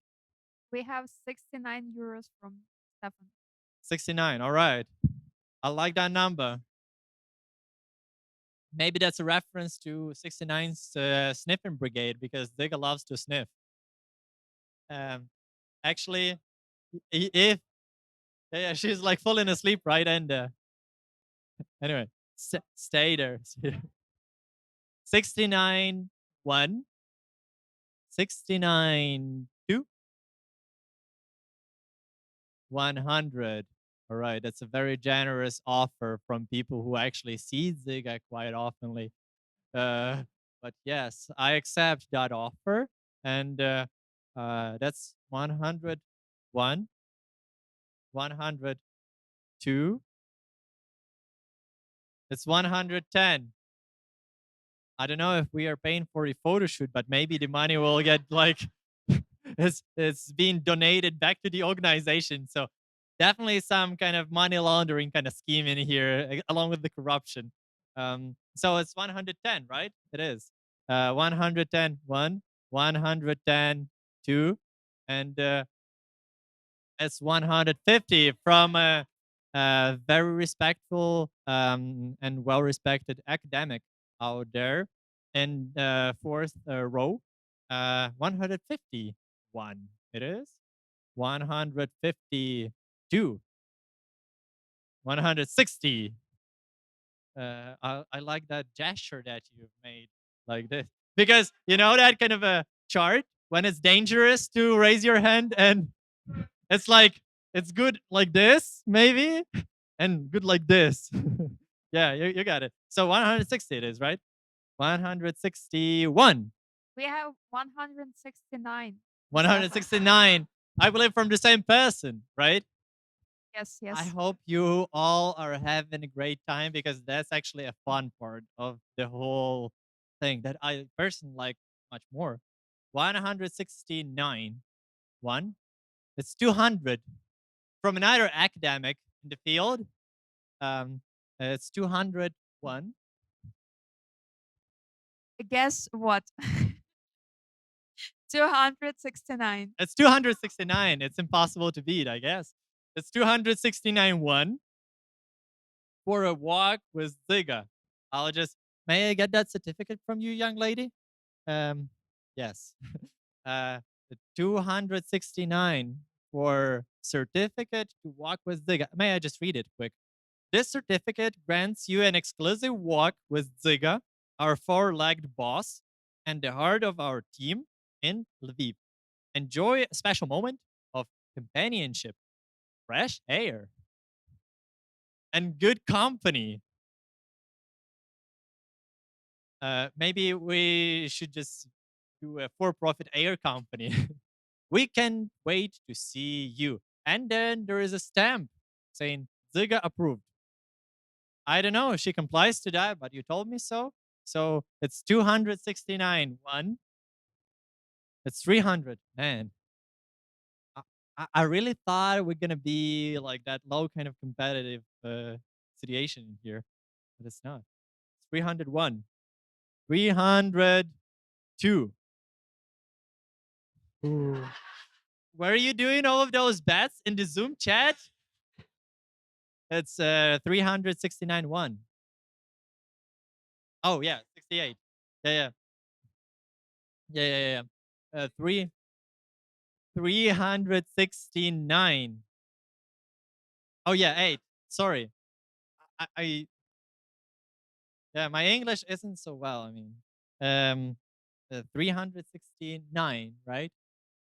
Or 8, I don't know. 1, 360 something, 2. And Vasilina, do we have any updates? No, no, no. It's maybe someone wanted to bet 1 billion. Someone from USAID or I don't know, maybe from Department of Government Efficiency. Yeah, okay. So it's 368 something and 5 cents, and it's done to this beautiful gentleman from the UK. May we present that to you? I don't know if Tosia has enough money, actually. Okay. Дякую. Tosia, I love you, firstly, but Dzyga, we're taking you for a walk. Congratulations! Woo! All right. All right. All right. You got it. You got it. Oh, yeah. All right. What next do we have in the pipeline? Yeah, the next thing is another certificate. Probably should have split it in two different parts of the auction, but this one is for the coffee with the team. And this is again in Lviv. If you want to meet with us and talk with us, and Dzyga will be there included. But there will be, yeah, not walking, just sitting or standing or being in the bed, lying. I don't know. So this is for meeting with the team if you want to have a more of a personal connection and if you haven't had a chance to have it yet. And if you're ever in Lviv, we are welcoming you to our office for a tour. And then we will not go for a walk. We will just have coffee and stay at our office. We will start with $50 because there will be at least 5 people and a dog. Yeah, so if anyone here is open for that or anyone wants to meet and chat with us online, you can do it and place your bids in the Zoom chat.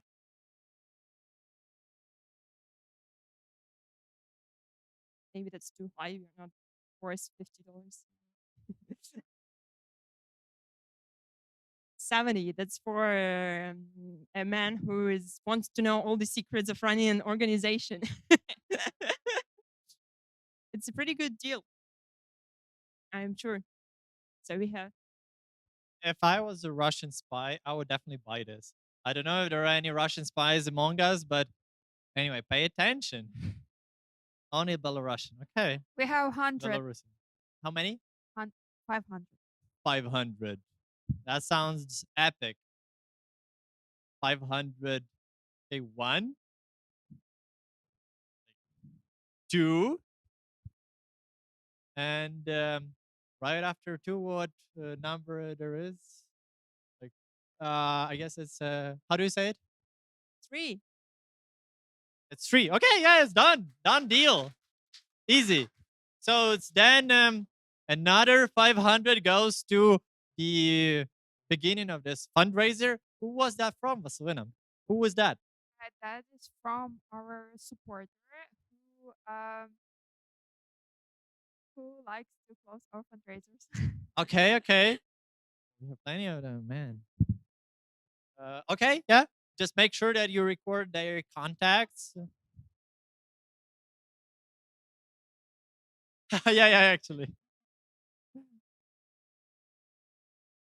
Is a piece of art on a military souvenir. And I would like to invite Anya to present it. She's our good friend of our foundation and artist, a young prominent artist who's painting pieces of art on shells. And this is a shell from one of the units we support. And Anya made a couple of those with Dzyga, not like the dog, but like a spinning top. And she makes a lot of art pieces. She works with paintings, she works with glass, and she works with pottery, ceramics, and I love her. And she will present this piece of art she made specifically for this auction, and I'll help translating. Привіт. Я молода і художниця. Ось і у своїй творчості я загалом досліджую шлях нашого життя з усіма їхніми перипетіями, і також шукаю сенс цього буття, думаю, як і більшість з нас. А що саме про що я хотіла розповісти? I'll translate this piece. So Anya just told she's a young artist, and in her works, she tries to discover the meaning of life, the sense of life, in different parts of it. And now she'll move to talking about what she wanted to say in this particular piece of art. І в цій роботі я не так хотіла дослідити як свій шлях життя або когось з нас, як шлях життя ядра, який був у цій гільзі. І я ніби відобразила рух, е, її рух по траєкторію, коли вона звільнилася з своєї гільзи. So in this particular work, she moved from exploring meaning of life of like her life or life of her friends to exploring the meaning of what's inside this shell. So it was the core that ejected from the inside, and she tried to describe how it moved, the trajectory of it moving, and perhaps reaching something or not reaching it. Дякую. I probably know that word by now. Дякую. I will not translate.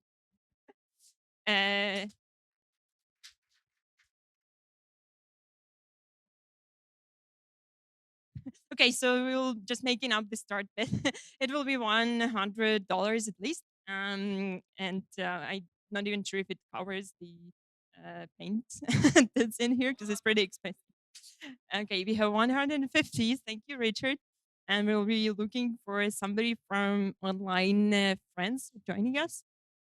Yes, and I just wanted to mention we can ship it abroad. So if you're not from Ukraine, we already shipped these pretty little things. It's just a vase, nothing special. So it could go out of the country really easily.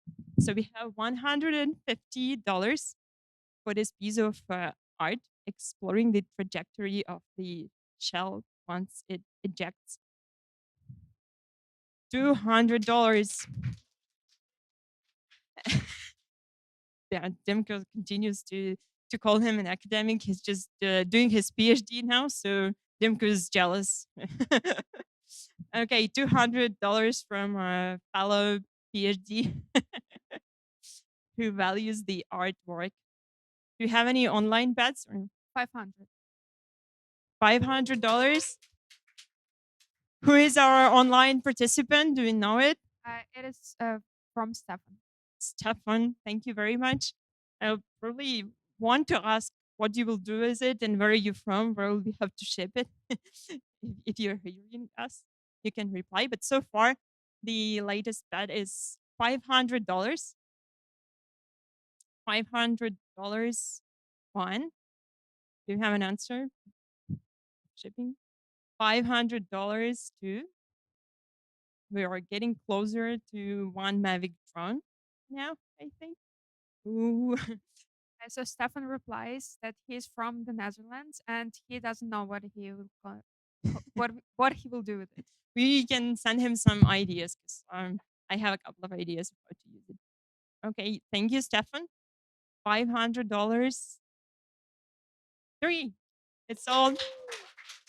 Okay, this goes to Stefan. Stefan is not here, so we will send a picture of how to ship it later.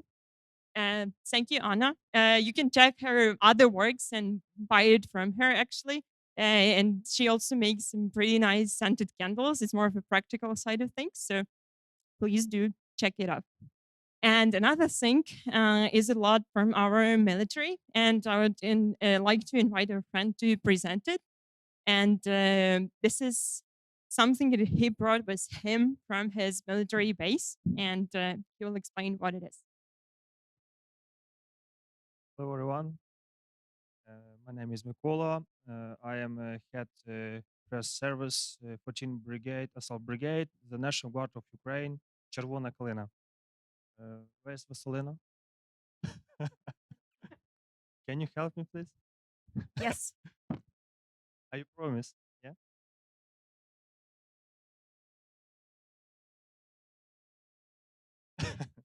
Thank you.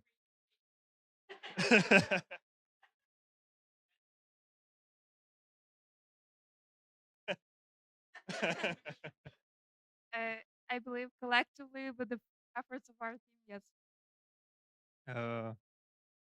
Can I continue? Це гільза 122 калібру. So this is the shell of 122 З caliber САУ «Гвоздика». from self-propelled hopter. На ній зображено і вирізано вишиванку. So it depicts like Ukrainian pattern from embroidered shirts. А в центрі логотип бригади Червона Калина. And in the center you can see the logo of the brigade Червона Калина, and Kalina in English is Crimson. yes. І ця гільза привезена з Запорізького напрямку, де наша бригада брала участь в контрнаступі. And this shell is from Zaporizhia direction, where Червона Калина brigade participate in counteroffensive. This is it. Yeah.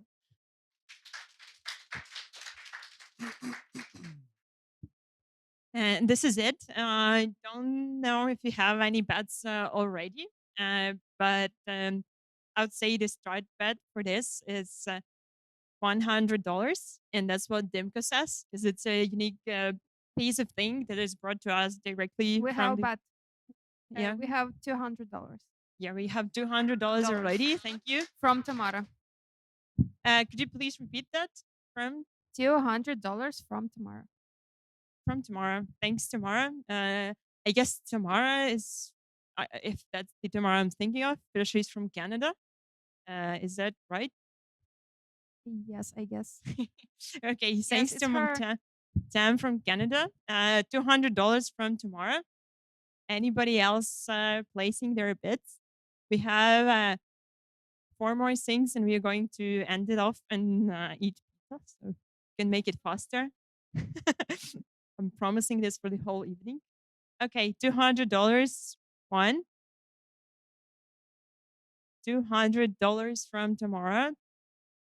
Two. 250. Who bought that? Oh, Jeffrey, thank you. So 250 from Jeffrey. Thanks, Jeffrey. It'd be easier to transport it across the road than to Canada. We have 300 from Stefan. 300.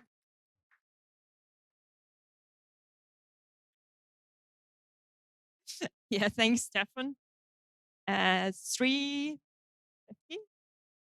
300? 300. 300.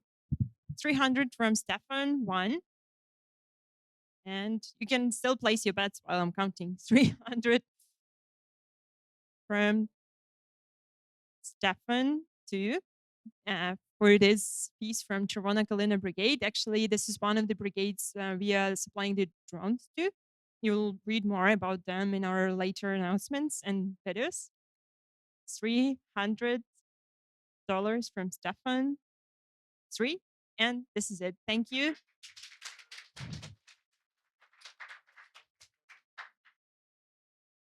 And the next one is also from Chervona Kalina Brigade. Again, with Chervona Kalina, but this is something different from what we had before. It's something big. So yeah.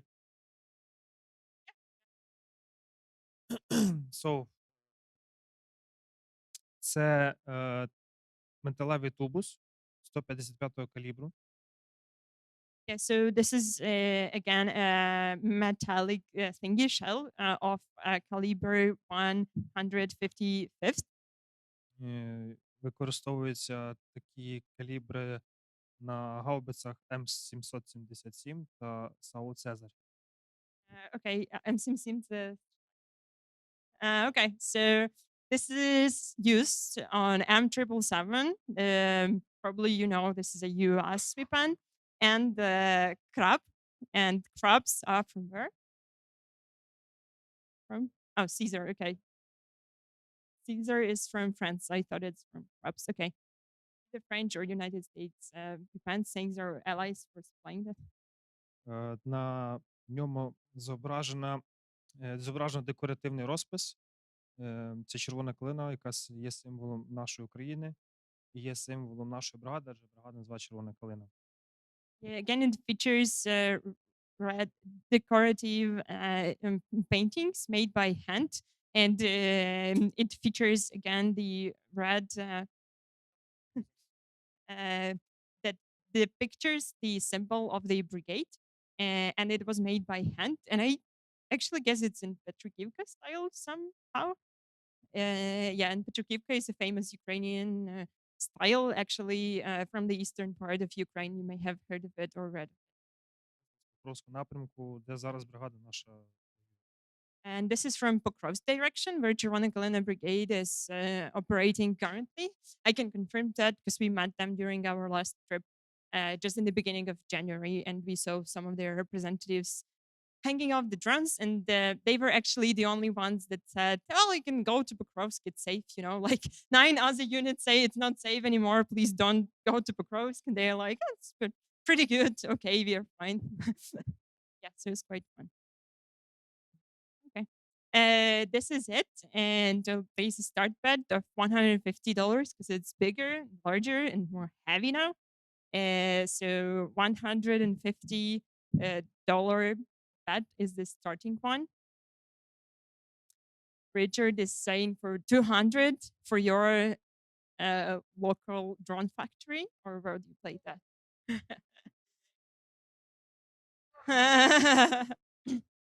Oh, okay. They don't make drones. Sorry, I was mistaken. $200 for this unique shell from Pokrovsk from Chervona Kalina Brigade.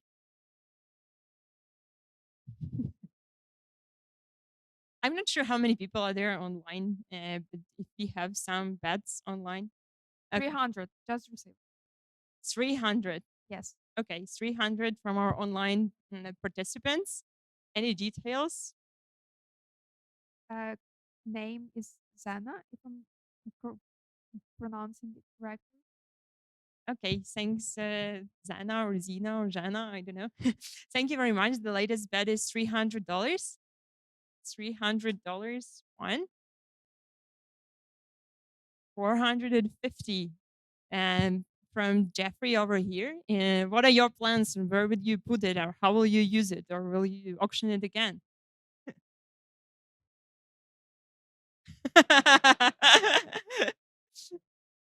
Okay. Um, was it 400? 450. Thank you. Yep. 450 from Jeffrey. One.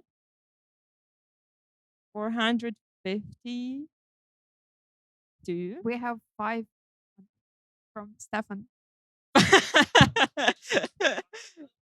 Yeah, we love you, Stefan. Hello.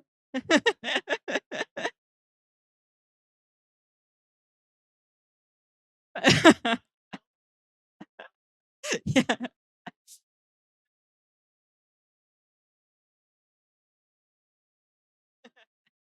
Yeah, maybe he could give it back, but advanced, improved. Okay, Stefan, it's 500 from Stefan, our online participant. We'll have to see how to ship it, but we will indeed. And we invite Stefan to come here and meet us and perhaps Cherwonic Galena Brigade. So $500, one. $500, two.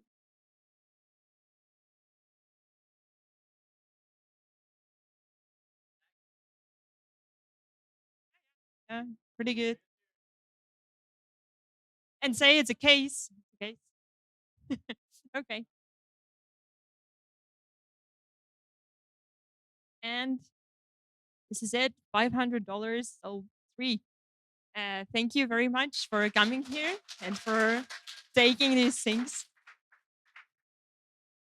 Another thing, you probably saw it. It's a pretty unique item given to us by a manufacturer of wines from Bakhmut.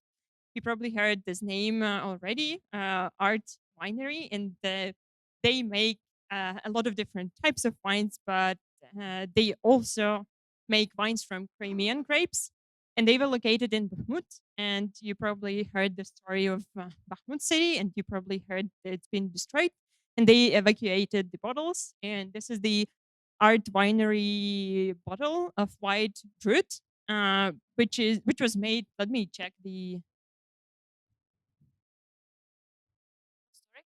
So actually, in Bakhmut, they have like caves, and they are storing the wines in those caves, and it something similar as they have in Champagne in France. I hope I'm spelling it not too bad. So they are doing it by the technology French sparkling wines are made. So it's really a unique piece. And also, it was made in Bakhmut before the relocation. So it's a nice wine to open when Crimea is back. Please place your bets. It says, okay, so the start bet is $100. It says the grapes are from 2014 and it was bottled in 2019. So it's actually real old. It wasn't bottled even in 2022 or after the full scale invasion in the city of Bakhmut. This is a very unique piece. We contacted the art winery and they didn't really want to give it to us because they don't sell it and they have very little left. We kind of contacted their bosses and they gifted it to us for the auction. So $100 is the initial bet for this unique item. I'm sure it's kind of tasty because it hopefully aged well. 150. 200. Okay, that was fast. The step was $50. So what will be the next? So we have 200 from Roxolana now for this Crimean sparkling wine from Art Winery, bottled in Bakhmut. $200. One. We can get that abroad too, by the way. We did it. One took us a couple of months to get, but we did it. 202. What will you do? 300. 301. I'm still going to ask Roxana. What is she going to do We with have it? Raffle 500. again? We have 500. Okay. No, no. Who is it? It's it's a donor from Great Britain, if I'm not mistaken. Okay. $500 from Great Britain. Probably they do not have grapes because it's rainy and foggy.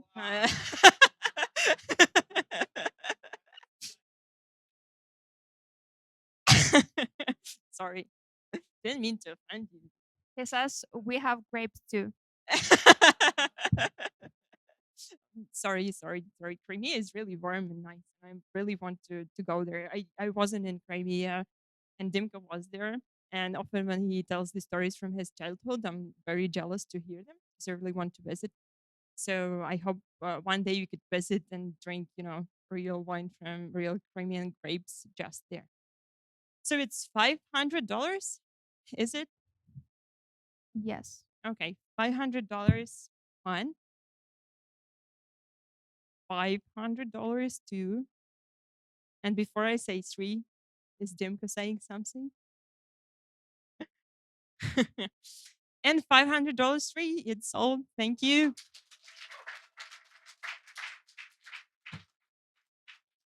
All right, and now we move to the next one. This is almost the last one.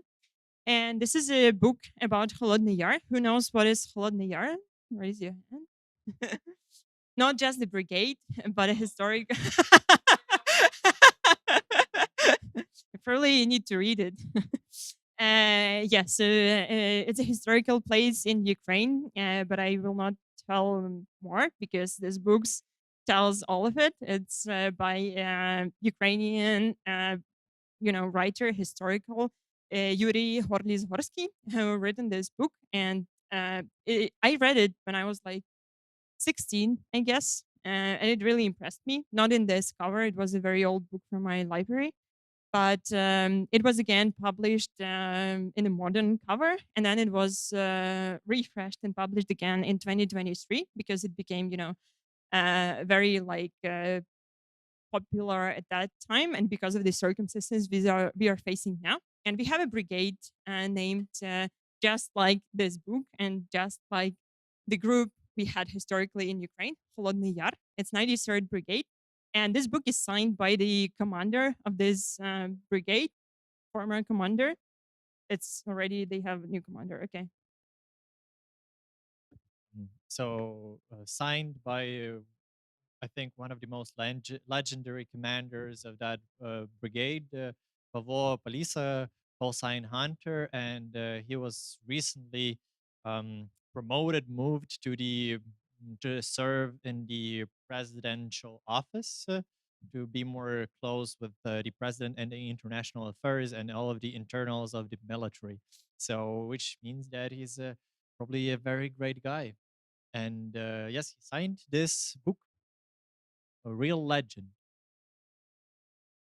That's 100, it says. Yeah. So 100 as a start bet. That's 150. All right. That's now we're moving. It's 200.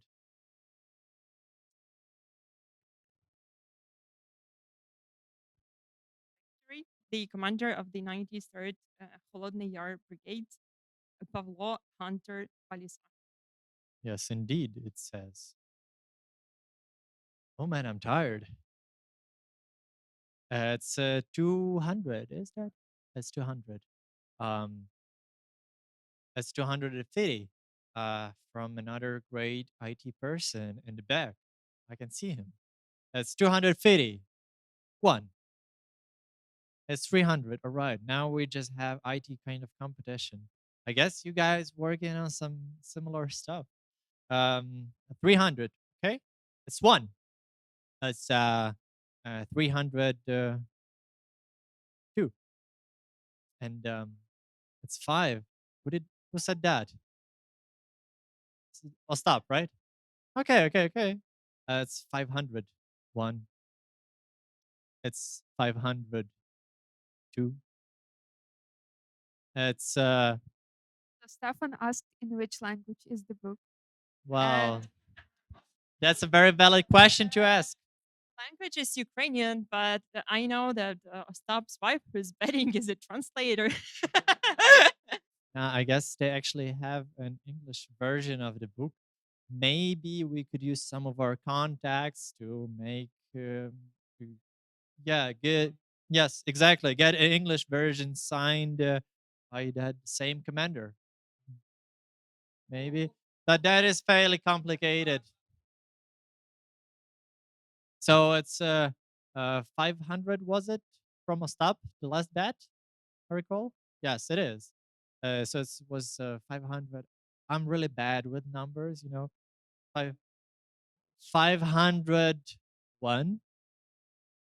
It's 500. What it says? Two. Like I have. It's 503.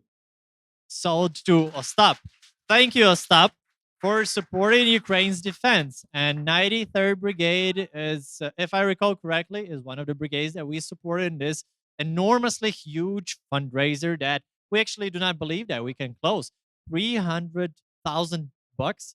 Is that possible at all? Anyway, I'm gonna be depressed if we do not close it. But Ostap helps us. Thank you. I'm really excited to read through this one. I haven't read it yet. I'll talk to you later because I would love you to also sign this book. Thank you.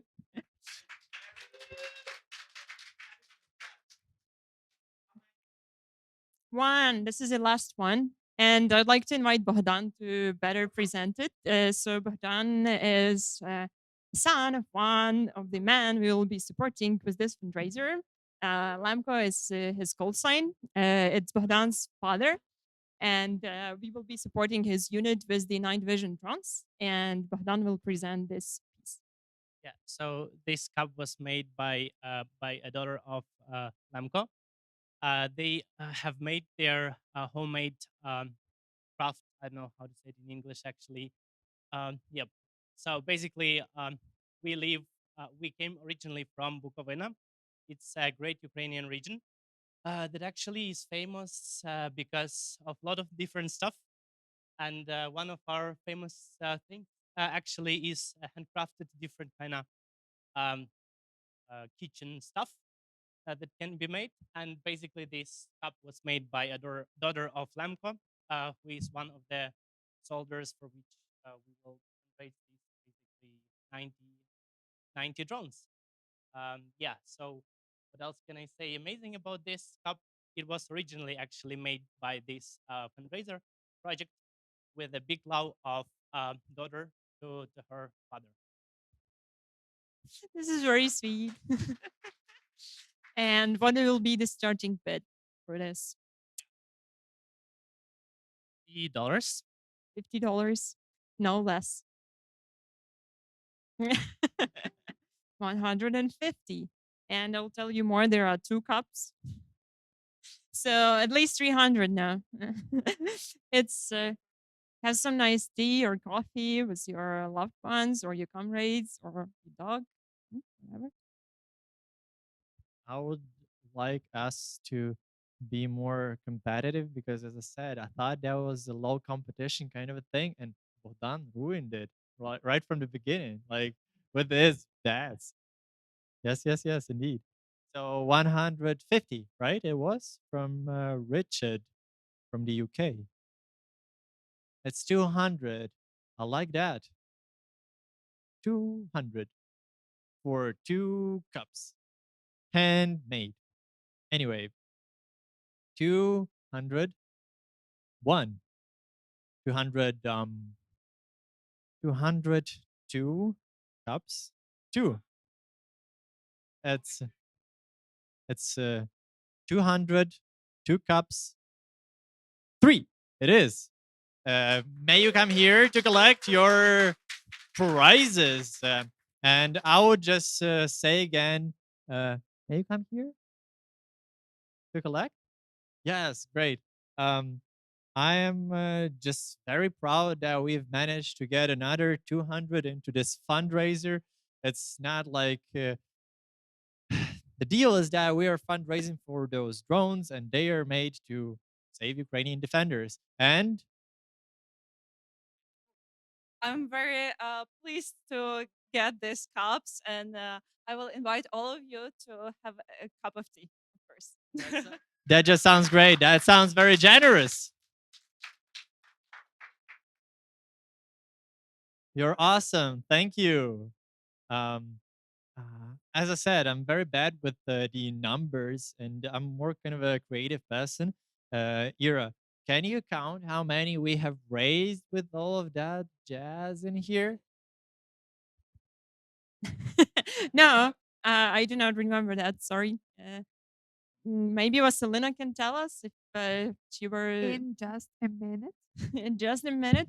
And for now, I'll wrap it up by saying thank you all for joining. And I will invite you right after we finish to make a picture all together over here at our picture zone. And there is one more raised hand. One more item, or what is it? What is it? Буду говорити українською.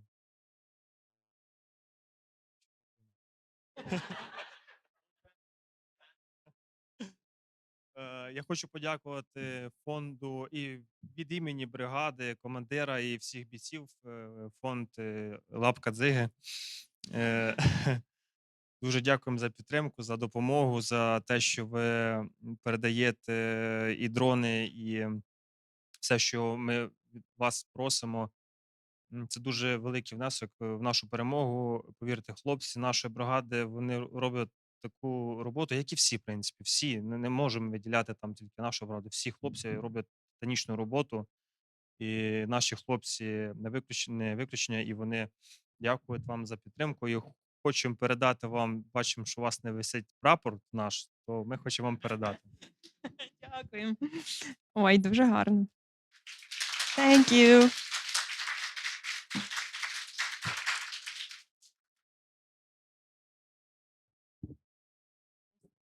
Thank you very much. We have one more in our collection.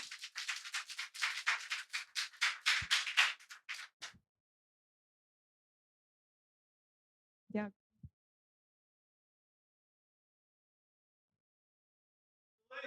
What are the results? How much were we able to raise with the auction?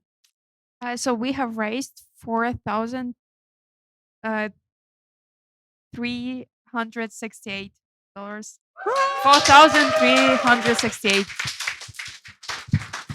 Thank you very much. We will just raise it in one evening, and I saw some of you donating, so probably make it to 5,000 this night. And we didn't even announce the fundraiser publicly on our social networks, so that's a great start. And thank you everyone for coming. Thank you everyone for joining us. As I mentioned, I invite you to take a picture all together right here. I hope we will fit just to have a nice memory of this event. And later, I invite you to talk and network and have some drinks and finally eat, rest, and relax. I guess you're already so much tired, and I just also want to say enormous big a ton of thanks to you all, a ton of thanks to all the people online who have joined us and who have made this whole mission possible. Actually, I kind of love you people, and yeah, and now you'll get some kind of pizza thing with the beer, and especially those who have made their bets and decided to donate. Make sure you get the most of that pizza. You can take some home even, and just eat like 10 boxes or anything. You're very welcome, and everyone else too. Love you people, and have a great evening. I would like to invite the whole team of the foundation just for you to see their faces. You probably recognize them, but just Come in, Yura, Lisa, Ihor, Natalia. I thought that was only two of us, right? Yeah. I never imagined I would have such great imaginary friends. Why are you just standing there? Are you not the team, bros? Yes, so I'd like to thank all of these people who made this possible, not only this event, but the whole year. And a round of applause to them. Pizza.